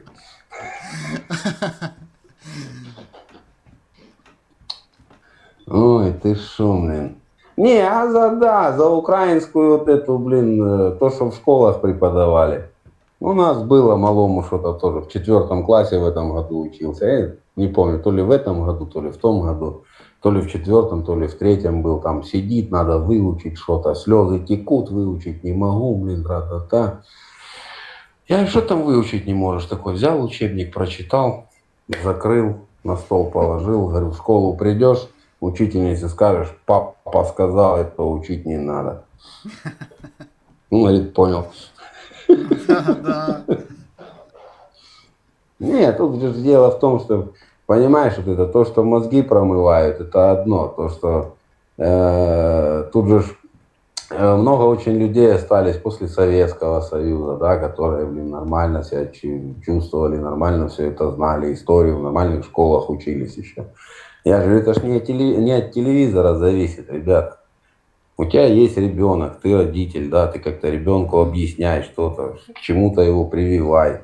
А тебе, как говорю, на Украине у нас похуй. Один на заработки уехал, второй там где-то, блядь, на трассе стоит. Папа на заработки уехал, мама на трассе стоит, блядь, дальнобойщиков ждет, блядь, 150 гривен себе за минет заработать, ебать.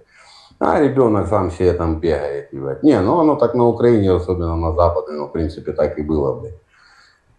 Все, дальше о чем можно разговаривать с вами? Да, ребенок вырос, ему по учебнику наказали, что, блядь, написали, что, блядь, Бандера герой, ебать. Все, заебись, блядь. Сталин говно, блядь, немцы, блядь, классные пацаны, блядь. Ну, о чем мы? Америка войну выиграла, там СССР вообще не участвовала, да? Это как, кстати, в Штатах, блин, у них в учебниках написано, что Великую Отечественную войну выиграли, блядь, Соединенные Штаты Америки. Это я знаю, мне знакомый звонил, они переехали в Америку. Дочка пошла в школу, говорит, приносит учебник, а в учебнике написано, что Великую Отечественную войну выиграли Соединенные Штаты Америки. Там СССР вообще нету практически. Они там где-то, когда-то, какого-то числа, где-то на каком-то фронте там подключились и все. Да, ну видишь, оно ж так и есть просто-напросто. Тут же от этого уже никуда не уйдешь. Но сейчас зато вот это вот оружие, которое им поставляется сейчас, дети, внуки и правнуки за это будут расплачиваться очень долго. Конечно. Нет, знаешь, что мне самое интересное? Вот мы разговаривали, как бы я говорю, смотрите, вот вы, Украина, да, вы рассказываете, что вот вы там в конце июля, в начале августа пойдете освобождать захваченные территории, трали-вали. Я говорю, вот смотри, логически подумай просто, я вот своими мозгами думаю, да, у нас 24 февраля по сегодняшний день, говорю, украинской техники уничтожено больше 10 тысяч, больше 11 тысяч даже, да? Вот смотрите, говорю, вам сейчас вот единоразово там Европа, Штаты, поставят, пускай 500 единиц техники этой. Куда вы пойдете нападать, на кого, если у вас уже 11 тысяч нету? У вас 500 единиц техники спасет где-то? Вот мне просто интересно, вот тут логику люди могут включать? Ой, я не знаю. Не, с одной стороны, это Украина это не Грузия. В основном на той технике, на тех позициях были, по большому счету, опытные, образованные военные, которых какой-то этот самый курс был. А это же техника, на нее же надо обучаться, там, месяца, не знаю, 4-6 там, в зависимости. Полгода как минимум. Полгода как минимум. Там ускоренный курс не пройдет вообще никак. Я тут с одним одесситом разговаривал, и вдруг его жена подключилась, говорит, да мы там технику американскую осваиваем, там неделя-две, и все, уже мы налево-направо там сбиваем. Да. Угу.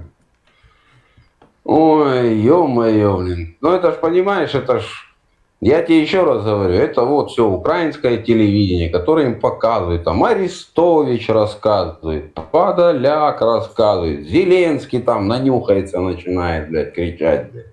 Ой, это ж... Арестович там вообще, походу, у них самый крутой потому что девчонки такие лет, такого полузрелого возраста, 15-16 лет, он там еще, у них этот праздник-то был, как это, рубашка. Вышиванка, блядь. Да. Вышиванка. Они его увидели, в этот полуголого, говорит, да вы не тех слушаете, этот зомбоящик, вот надо Арестовича, он какой, он классный, он все правильно рассказывает. Вот этот мужик. А вы тоже его видели голову? Я говорю, да, тут все у нас видели его. Ёбай, так давай Соловьева разденем, ёпта, пускай там футболку снимет и выступит, ёпта. Да, я тоже считаю, что у нас пропаганда не дорабатывает. Да нет, дело в том, что ты понимаешь, тут как бы нормальные, адекватные люди у нас все это прекрасно понимают. Все это я смотрю, всю эту фигню, блин, понимаешь, но это просто до такой степени бред тянут. Как бы у нас уже российское телевидение уже 2 месяца с лишним уже, украинского нету, да? Но украинское телевидение все равно там в интернете находишь, все равно так для прикола, для сравнения посмотреть то, что российские новости говорят, то, что украинские новости говорят. Все равно просматривай. Я, честно, слов нету, просто нету слов. Так что тут, понимаешь, у нас за Мелитополь там в другой раз там общаемся, там, ой, у вас там в Мелитополе говорят, что у вас тут девок насилуют, там, тра-та-та, туда-сюда. Я говорю, конечно, говорю, блин, ёп, ты чё, всех насилуют, всех, говорю, убивают, блядь, магазины, говорю, выносят, блядь. Ебать, ты чё, сами ходим тут, он слезы текут, блядь, в магазинах, говорю, ничего нету, блядь. И биться сердце перестало, говорю, как. Он, ну что, серьезно? Я говорю, конечно, да, говорю, под дулом Говорю, да, говорю, под дулом пистолета, говорю, 9 мая, говорю, отпраздновали первый раз за 8 лет, говорю, что с георгиевскими лентами весь город нахуй вышел практически, ебать. Людей столько было, капец, говорю. Ходим в парк с детьми, гуляем под дулом автомата, говорю, под страхом, чтоб не дай боже там, говорю, блядь. Иду жену, говорю, блядь, за правый мизинец левой ноги, говорю, взял, чтоб не дай боже, блядь, ее российский воин, блядь, не изнасиловал, блядь. Шо, серьезно? Я говорю, ебать, ты, говорю, дура, ебать, я тебе сижу, рассказываю, ебать, ты мне веришь, блядь, свято? Она, ой, да, я говорю, прикинь, а что тебе по телевизору рассказывают? Ты что, ёбнутая, я говорю, на всю голову, говорю, блядь. Мне тут, короче, один мужик... Ну, так, понимаешь? Но мне тут один мужик из России попался. Он тут тоже украинцев искал, мужик сразу из России попался. Что-то он в свое время спортом занимался, какой-то кикбоксинг или что-то, ну, что-то вот такое. Жалуется мне, говорит, я, говорит, ищу, говорит, тут этих адекватных украинцев, ну, говорит, я говорю, ну и что, как успехи? Говорит, 1 к 10, вот в лучшем случае. Еще ничего не сказал. Вот есть, да. Еще ничего не сказал. Иди нахуй, иди да, нахуй, говорит, пидорас, уже, иди нахуй. Да. Да, ты что, я ж тебе говорю, они когда открывают сразу у них «Слава Украине», я говорю, ты мне ответь, говорю, в чем слава Украины? Говорю, ну в чем? Я говорю, что Украина, говорю, за 30 лет построила, говорю, блядь, кроме того, что, говорю, разрушила. Ну вот ты мне, говорю, расскажи. Она, говорю, какой-то садик где-то построила, какой-то завод, говорю, где-то Украина построила. Я говорю, я живу в городе, у меня в городе куча заводов, говорю, они с 91-го года, говорю, блядь, по сегодняшний день ни один нахуй не работает. Потому что они Украине нахер не надо. Моторный завод, там, где двигателя делали, блядь, автоцветлит, ебать. 30 лет, 30 лет победы, там, где холодильное оборудование делали, которое это холодильное оборудование шло по всей Европе, блядь, в Россию, на Европу. Почему его закрыли, блядь? Ребята, вы, блядь, ну вы мозгами задумайтесь. В чем, говорю, слава Украины, блядь, ёп, ну, блядь, вот так, для прикола. Самолет, а кто-то сказал, самолет Антонов. Я говорю, так ты подожди, в каком году его построили? Ты, говорю, дебил, говорю. Он еще построен был, говорю, при Советском Союзе. Я говорю, если мне память не изменяет, по-моему, в 86-м году, блядь, выпуск его. Не, ну там какое-то... Кстати, в украинское время они какое-то оружие сами, конечно, разрабатывали. Какое? Но честно не помню, но я когда, помните, в 2008 году-то вот эта история была. Они что-то из своего грузинам поставляли. Какие-то комплексы. Я тебе могу сказать, они содрали, блядь, с Калашникова какой-то пулемет там один, содрали, поменяли там чипбоек, переделали как-то, ебать, и корпус этого пулемета, там немножко, блядь, ну, обшивку сверху. И пистолет они какой-то сделали, опять же, с Макарова тоже переделали, тоже немножко его видоизменили. Все, вся переделка, блядь. Все, блядь, калибр тот же остался, блядь, вся хуйня, блядь. Эти, блядь, обои, блядь, все то же самое осталось. Просто там видоизменили немного. О, украинская разработка, все отлично, все, погнали, блядь. У них же, понимаешь, нету ничего. Просто, тупо. Это что-то сделать, это надо переделать производство, ты сам прекрасно понимаешь это. А смысл его переделать, когда можно там хопа, один станок заточить под какую-то детальку. О, украинское виробництво. Все, погнали. Блядь. Это все затратно, это ж куча денег. А зачем кучу денег тратить, когда можно себе в карман положить? Ну, кстати, на момент развала СССР украинская армия на четвертом месте была. Нет, это была армия Советского Союза. Я тебе могу сказать одну вещь. При распаде СССР, когда Украина отделилась от СССР, Украина была самая богатая страна из республик СССР. Самая богатая страна. с заводами, блядь, металлургическими, уютическими, блядь, автопромышленность, авиапромышленность, космическая промышленность и так далее и тому подобное. За 30 лет где мы оказались? Я даже не могу сказать в жопе, блядь. Вы, наверное, вот эту жопу открыли, блядь, и вот туда запихали, блядь. Вот там Украина оказалась, просто-напросто. Понимаешь, заводы все позакрывали, полностью, все заводы, просто они их уничтожили. Я просто смотрел, когда у нас с моторного завода, блядь, вывозились станки с завода машинами, я не знаю, куда они вывозились, ну просто тупо вывозились станки, блядь. О чем можно дальше разговаривать? А как вам Зеленский относительно других украинских президентов, если вот так сравнивать? Честно тебе сказать? Да, честно. Когда были выборы, я за Зеленского лично ходил, голосовал. Я думал, что этот человек хоть что-то, блядь, изменит в нашей стране, блядь. Но через полгода я понял, что я сильно в нем ошибся, блядь. Потому что это чучело, блядь, оказалось еще хуже, чем Порошенко, блядь. Ну, Порошенко, кстати, неплохо поднялся. По деньгам в свою семью, да, я согласен. Понимаешь, дело в том, в чем прикол, блядь.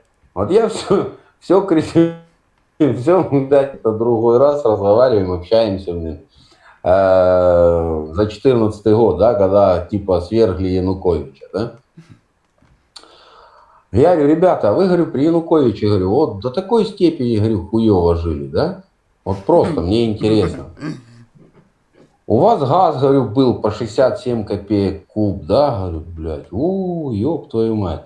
У вас, говорю, электроэнергия была, по-моему, если я не ошибаюсь, при нем там, по-моему, 32 копейки или 23 копейки, что-то такое было, да? Ну, это, ну, в гривнах я имею в виду, да? Говорю, блядь, мы так хуево жили, ебануться, блядь. Ебать. Я говорю, у меня была зарплата, говорю, блядь, 2500, говорю, я коммуналку, говорю, за дом отдавал, ну, максимум, говорю, 300 гривен, да? Я как бы мог себе что-то купить, говорю, а сейчас зато, говорю, сказка, говорю, блядь, ёб твою мать, я говорю, у меня у матери, говорю, пенсия, говорю, 2300 гривен, блядь, а ей, сука, за дом в месяц надо отдать 4200, блядь. Во, говорю, блядь, в Европу пришли, да, говорю, заеби, говорю, все, блядь. Я говорю, блядь, за январь месяц в этом году за двухкомнатную квартиру только за отопление, блядь, заплатил 2700 гривен, блядь. За двухкомнатную квартиру, блядь. Это не считая всего остального. А полностью, по-моему, получилось 5600, ебать. Я говорю, вы, блядь, своими мозгами думаете, не, блядь? Ой, и все кричат, Янукович был конченый, Янукович хуйло, блядь, тролливали, телетели. Я говорю, заебись, блядь. Я даже в одном случае скажу, что Янукович был, говорю, охуенным пацаном, потому что я за коммуналку платил, говорю, блядь, грубо говоря, 5%, блядь, от своей зарплаты. Ну, пускай 10, блядь. А при ваших Порошенко и, блядь, Зеленском я плачу 70%, 60% от своей зарплаты, блядь, за коммуналку. Ну и топливо, наверное, тогда дешевле было, чем сейчас.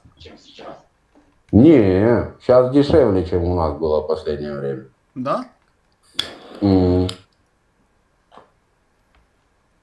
Не, кстати, на данный момент, получается, на сегодняшний день, у нас, получается, цены где-то вот, да, как у нас были в феврале, дизель, бензин 36-37 стоил, вот он сейчас и есть 36-37 гривен. А газ, да, 20 гривен. Ну, вот так и было. Но я тебе могу сказать, что у нас каждую неделю цены все падают. Так что, как бы... В Луганске, в Донецке, я знаю, вообще там бензин по 20 гривен продают, блин, завозят. Но у нас, видишь, у нас с Крыма завозят, потому что у нас с Крыма ближе. А в Крыму, сам понимаешь, что там немножко дороже, чем это самое. А Донецк, Луганск, скажем, с Ростовской области. С Ростовской, с этой, как с Курской завозят. там трошки подешевле. Вот у них бензин 20 гривен на наши деньги. Ёпта, блядь. Ну, как бы. Да и то, ради бога, в принципе. Не жалуемся. Я просто знаю, сколько сейчас в Киеве бензин, газ, так что я вообще не переживаю. В Киеве газ, блядь, литр газа, ебать, 48 гривен. При наших 20 в Мелитополе. А я вот что думаю, это американцы и европейцы, они свое получат и сдриснут, а восстанавливать это все равно всем нам придется. Нет, это все понятно. Только дело в том, что ты видишь, что в чем прикол получается. Они-то вот это после ввода санкций на Россию, да, особенно Европа, тут же уже вот я смотрю периодически, все читаю, уже ж Европа-то стонать начинает, понимаешь? Они-то уже... у меня девочка знакомая есть, она в Германии уже, она сама с России тоже, но она уже 20 лет в Германии живет, там у нее и гражданство и так далее, я с ней общаюсь. И я с ней 2 недели назад разговаривал, как бы, не, чаще разговариваем. Это 2 недели назад мы с ней зацепились по поводу их жизни, как они там живут сейчас в Германии. Она говорит, смотри, она работает там где-то чи при больнице, чи при каком-то пансионате сиделкой, ну, как медсестра. Угу. Она говорит, у меня зарплата, говорит, 1300 евро в месяц. Я говорю, сколько ты сейчас на данный момент платишь коммуналки? Она говорит, 800. Нихера себе. Я говорю, то есть у тебя... Да, то есть у тебя... чтоб ты понял, за январь месяц она заплатила 370 евро. То есть, вот, 2 недели назад я с ней разговаривал. То есть, за 2 месяца, то вот, прикинь, в 2 с лишним раза возросла у них коммуналка. Она говорит, 800 евро. Я говорю, то есть, у тебя остается 500 евро на прожитку, да? Покушать. Она говорит, ну да. Я говорю, почем у вас хлеб? Она говорит, 3,50 евро. У нас 30 рублей, если что. Ну, 3,50 евро сам можешь перекинуть, да? Я говорю, то есть у тебя в месяц выходит еще 100 евро просто тупо на хлеб. Это, ну, самое необходимое. Она говорит, ну да. Я говорю, почем у вас масло подсолнечное? Она говорит, литр, говорит, 4,70, там 4,60, 4,50, 5 евро. Литр подсолнечного масла. Я говорю, десяток яиц. Она говорит, 2,70. Я говорю, отлично, прикольно, говорю. Я говорю, почем мясо? Она говорит, ну, в среднем 10 евро килограмм. То есть, получается, свинина, блядь, 7, свинина 8, там 8,50, а говядина 13 евро килограмм. Прикинь. Я говорю, Ольга, говорю, ну я тебя так послушал, говорю, я так прикинул, говорю, а где ты деньги остальные, говорю, берешь, чтобы дальше жить? Она такая, в смысле? Я говорю, ну я так понимаю, тебе не хватает. Говорю. Она говорит, это да. Как начала ржать, говорит, ну тебя нахер. Говорит, да, говорит, пизда, говорит, полная. Ну, у нас, если на евро пересчитывать, что-то вот масло стоит, ну, где-то около 2 евро. Вот так вот, где-то около этого. Если вот по текущему курсу, даже, наверное, чуть меньше 2 евро. Нет, ты мне в рублях скажи, мне так проще будет. Если такое хреновое такое, дешманское, то меньше 100 рублей можно купить. А так от 150 до 200. Там за 200 там уж какое-то прям такое элитное. Ну это в принципе нормальная цена, блин. Я просто, понимаешь, у меня вот в Пермской области, да, город Кунгур, там родственники, тетки живут. У меня просто, я же тебе говорил, родители переехали сюда, да. А вот просто мать звонит сестре своей, там, тра-та-та, говорит, ёпта, когда вот это началось у нас, что там, магазины ж поразграбили все изначально, там, вот эти, блядь, клоуны, которые, блядь. И что, мамка говорит, сахара надо купить, говорит, я, говорит, не ожидала, что, говорит, такая фигня будет, говорит. Ну и погнали, килограмм сахара. Да, килограмм сахара у нас, короче, был там что-то 72 гривны там рядышком в магазине. Я говорю, да покупай, говорю, потому что там в центре там вообще цены гилят там по 120, говорю, по 140 уже, говорю, блядь, туда-сюда. И она, короче, вот это самое, в этот же день там созванивается, ну, по интернету там, с сестрой со своей, с тетей Анькой, короче. Говорит, Танка, ёб твою мать, говорит, блядь, что у вас там с ценами творится в России? Он говорит, тогда немножко, говорит, подорожало там туда-сюда, говорит, блядь, подорожало, говорит, почем сахар у вас? Он говорит, блядь, 62 рубля, прикинь, говорит, подорожал сахар. Он говорит, сука, у меня, говорит, под магазином, говорит, 72 гривны, говорит. Так, говорит, блядь, мне просто интересно, говорит, у меня, блядь, говорит, пенсия, сука, говорит, 2300, блядь, и у меня сахар, говорит, 72. А у тебя у сучки, говорит, пенсия 20 тысяч, говорит, и ты плачешь, что у тебя, говорит, сахар по 62 стал, говорит.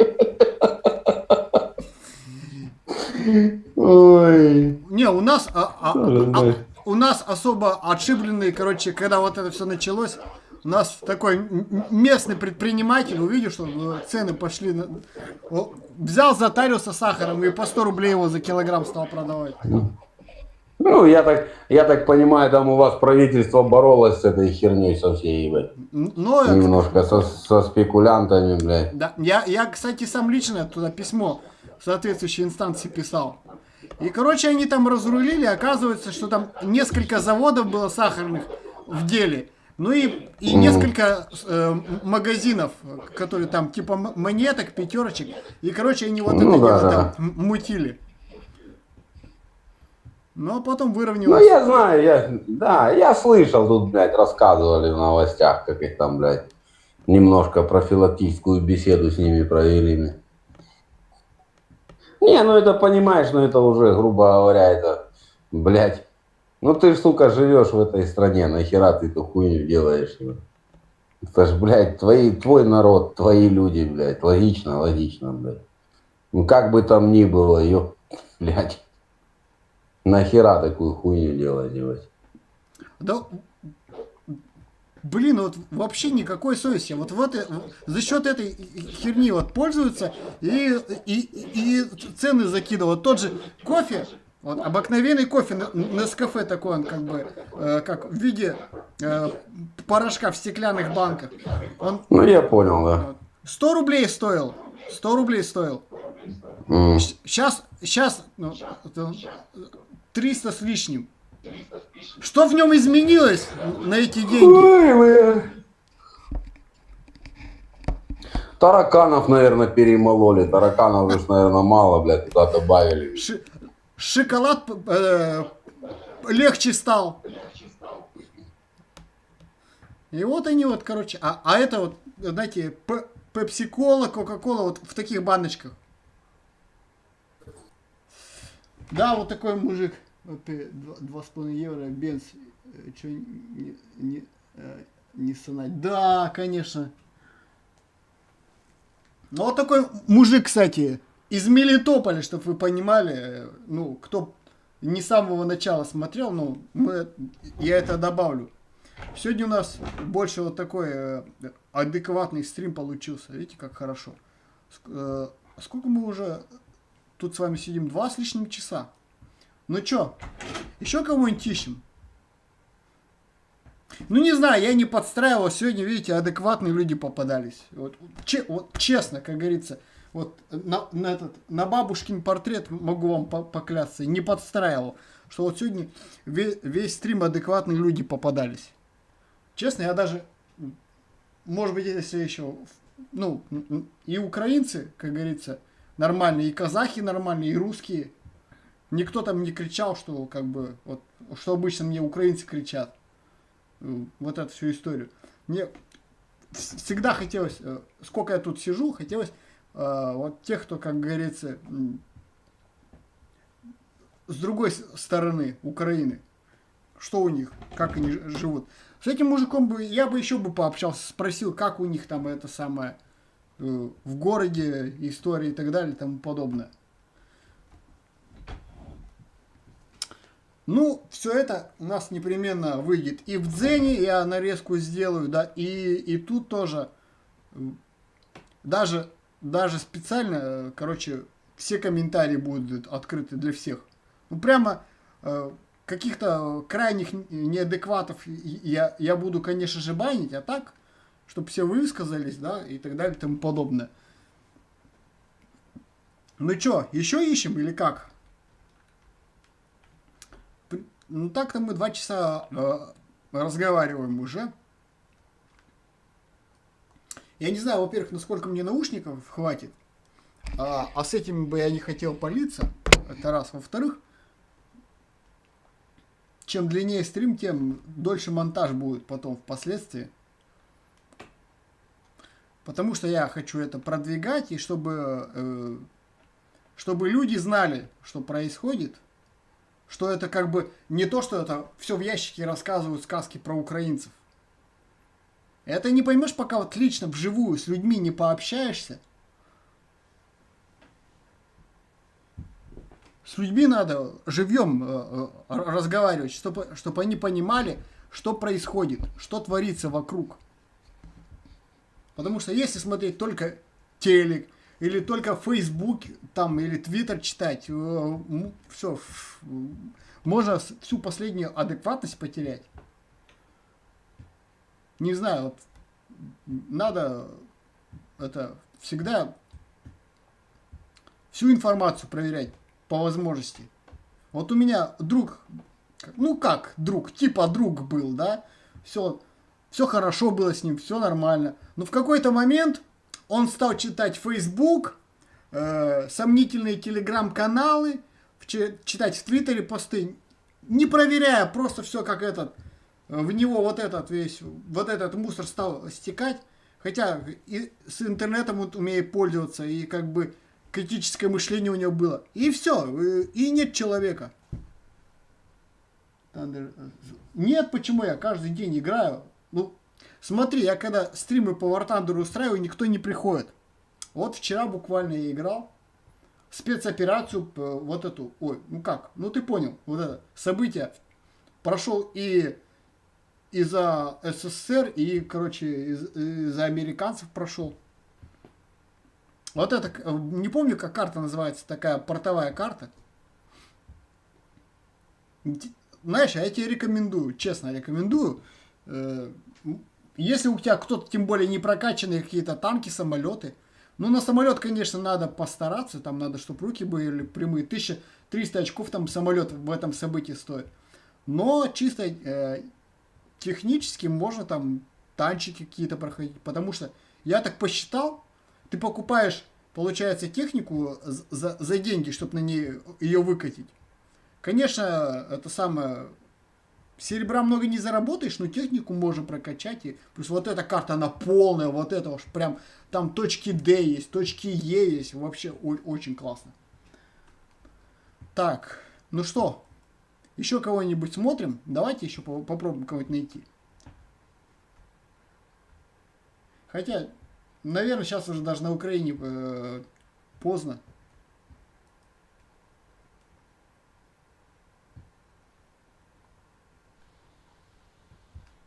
Привет.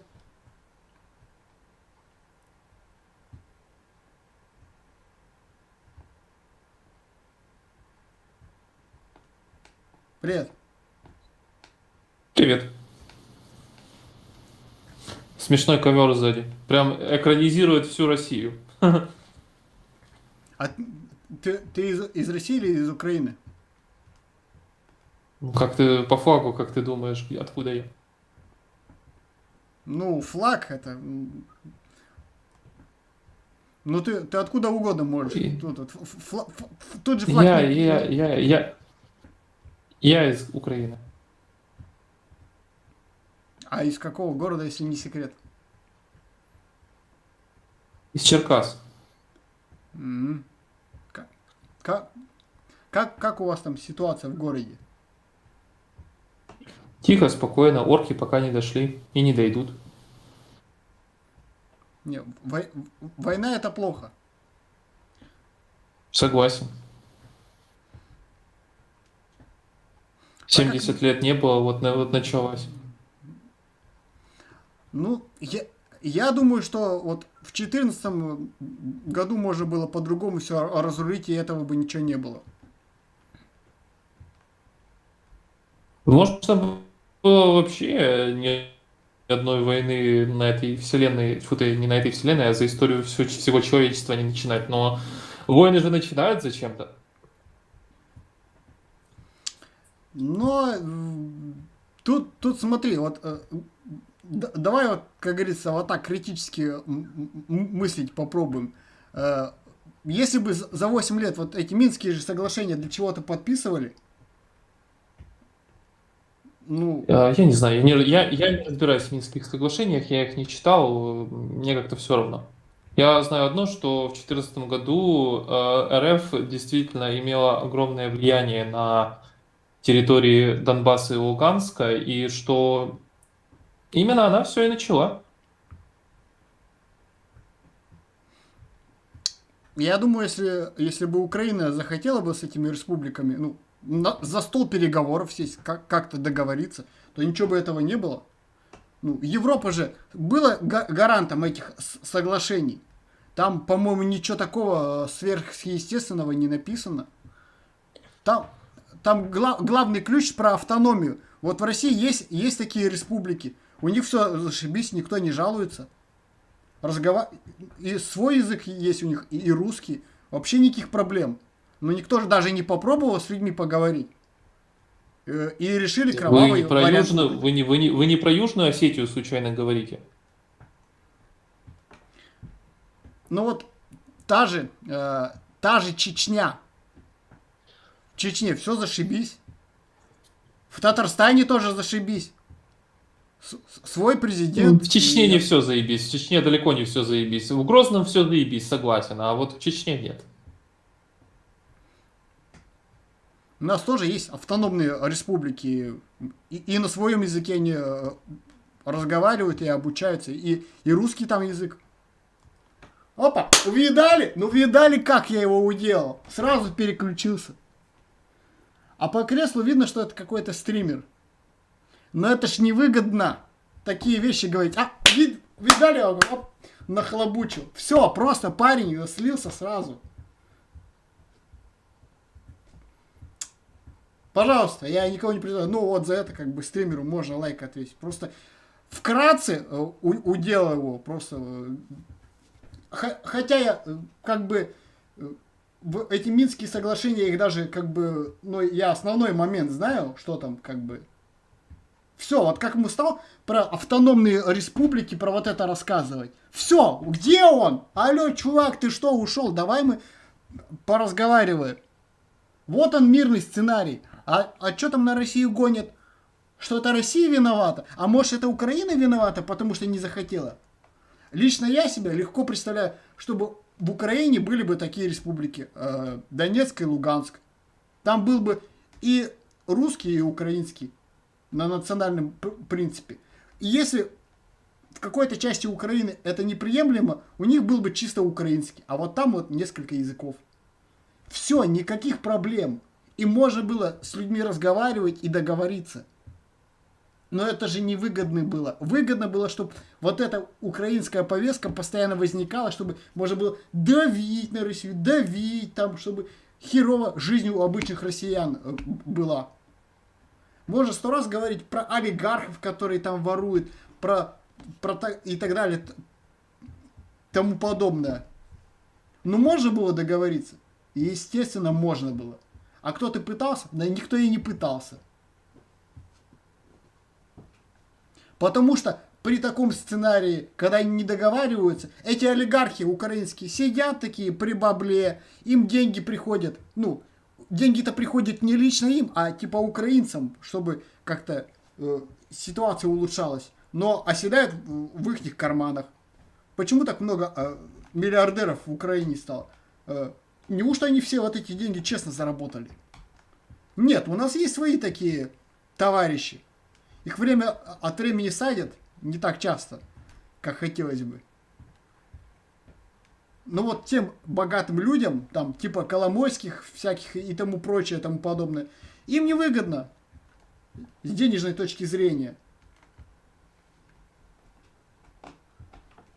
Ой, ты чё, я же его не собирал. Напиши в чате этот самый через восклицательный знак ПК. И ты поймешь, что у меня за комп. Я планирую только покупать. Кстати, каждый может меня поддержать, на копейку другую подкинуть на комп. Сейчас доллар подешевел, и есть шанс, что как бы к концу года я себе новый куплю. Ну давайте, что? Сколько мы там с вами общаемся с людьми? Ну сегодня, знаете, если какой-то у нас 4-й стрим в чат-рулетке с украинцами, сегодня самый адекватный стрим, максимально адекватный. Много адекватных людей было. Ничего не подстраивал. Он даже вот этот парень, можно его как бы... Но относительно многих, кто попадается, ну, адекватный. Хотя, я думаю, если, короче, вот Ивону фотку вырезать, у него по-любому какой-то YouTube канал есть. Ну, он, короче, с этим спалился на двух вещах. Во-первых, стул, во-вторых, вот это вот какая-то вот кукла. Я интересуюсь футболом. Ну, в принципе, да, интересуюсь. Вот сейчас чемпионат российский закончился. Я за Рубин болел, он сейчас в ФНЛ вылетел. Очень много у меня было это самое футбола, но сейчас FIFA, к сожалению, у меня даже FIFA новая есть. Но, к сожалению, сейчас FIFA стала поддерживать антирусские настроения, всех футболистов российских убрала. И как бы, ну, я вот чисто из этого, из таких побуждений не играю. Так, да. Ну, сейчас из-за этой истории, короче, футбол вне России остался. Так что, в принципе, да, интересуюсь. Формула-1 я, в принципе, тоже интересуюсь, но сейчас Формула-1 для России стала недоступна, и сейчас тоже как-то...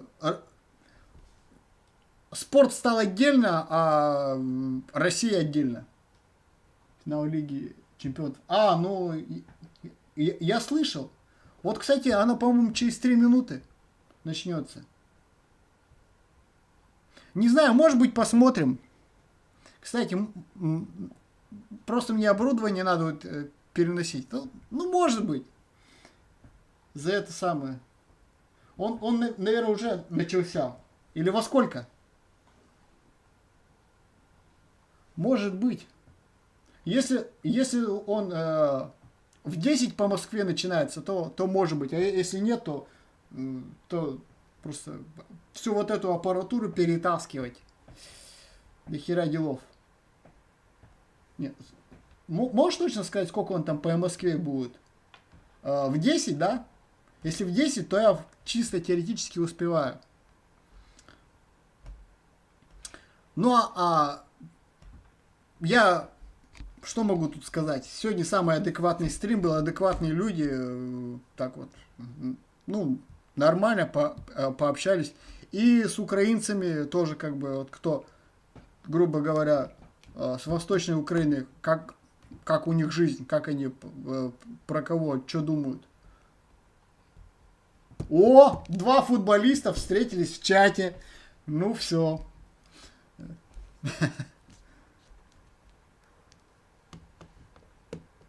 В 21:10 говорили. Блин, ну значит тогда, наверное, уже идет. Ну не знаю, я, наверное, тогда подключусь к этому всему, посмотрим. Как-нибудь потихоньку. Ну а на этом я заканчиваю. Ссылки в описании. Так что на меня везде подписывайтесь. У меня есть везде канал. То есть в Дзене можете подписаться. Кому интересно. Я там потихоньку Дзен канал продвигаю. Там разные ролики. Нарезки с этих стримов. Там некоторые стримы там полностью. И так далее и тому подобное. Можно меня поддерживать донатами. Можно там в Donation Alert можно там не просто что-то написать, задать какие-то вопросы и так далее и тому подобное. Все это продвигается. Думаю, если там Ну, может быть, посмотрим. Я посмотрю. Как-то мне надо вот просто всю эту аппаратуру туда переносить.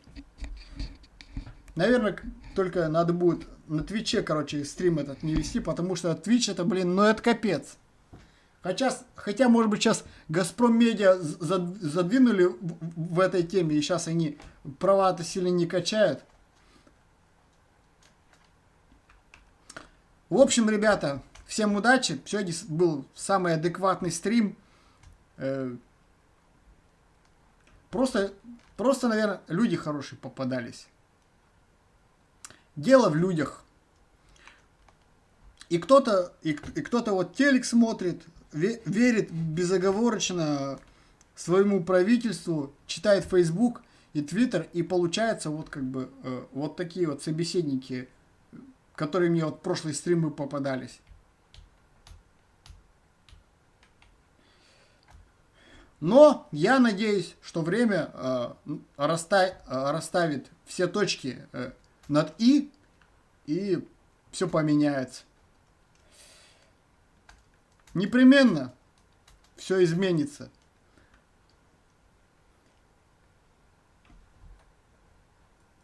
Пока.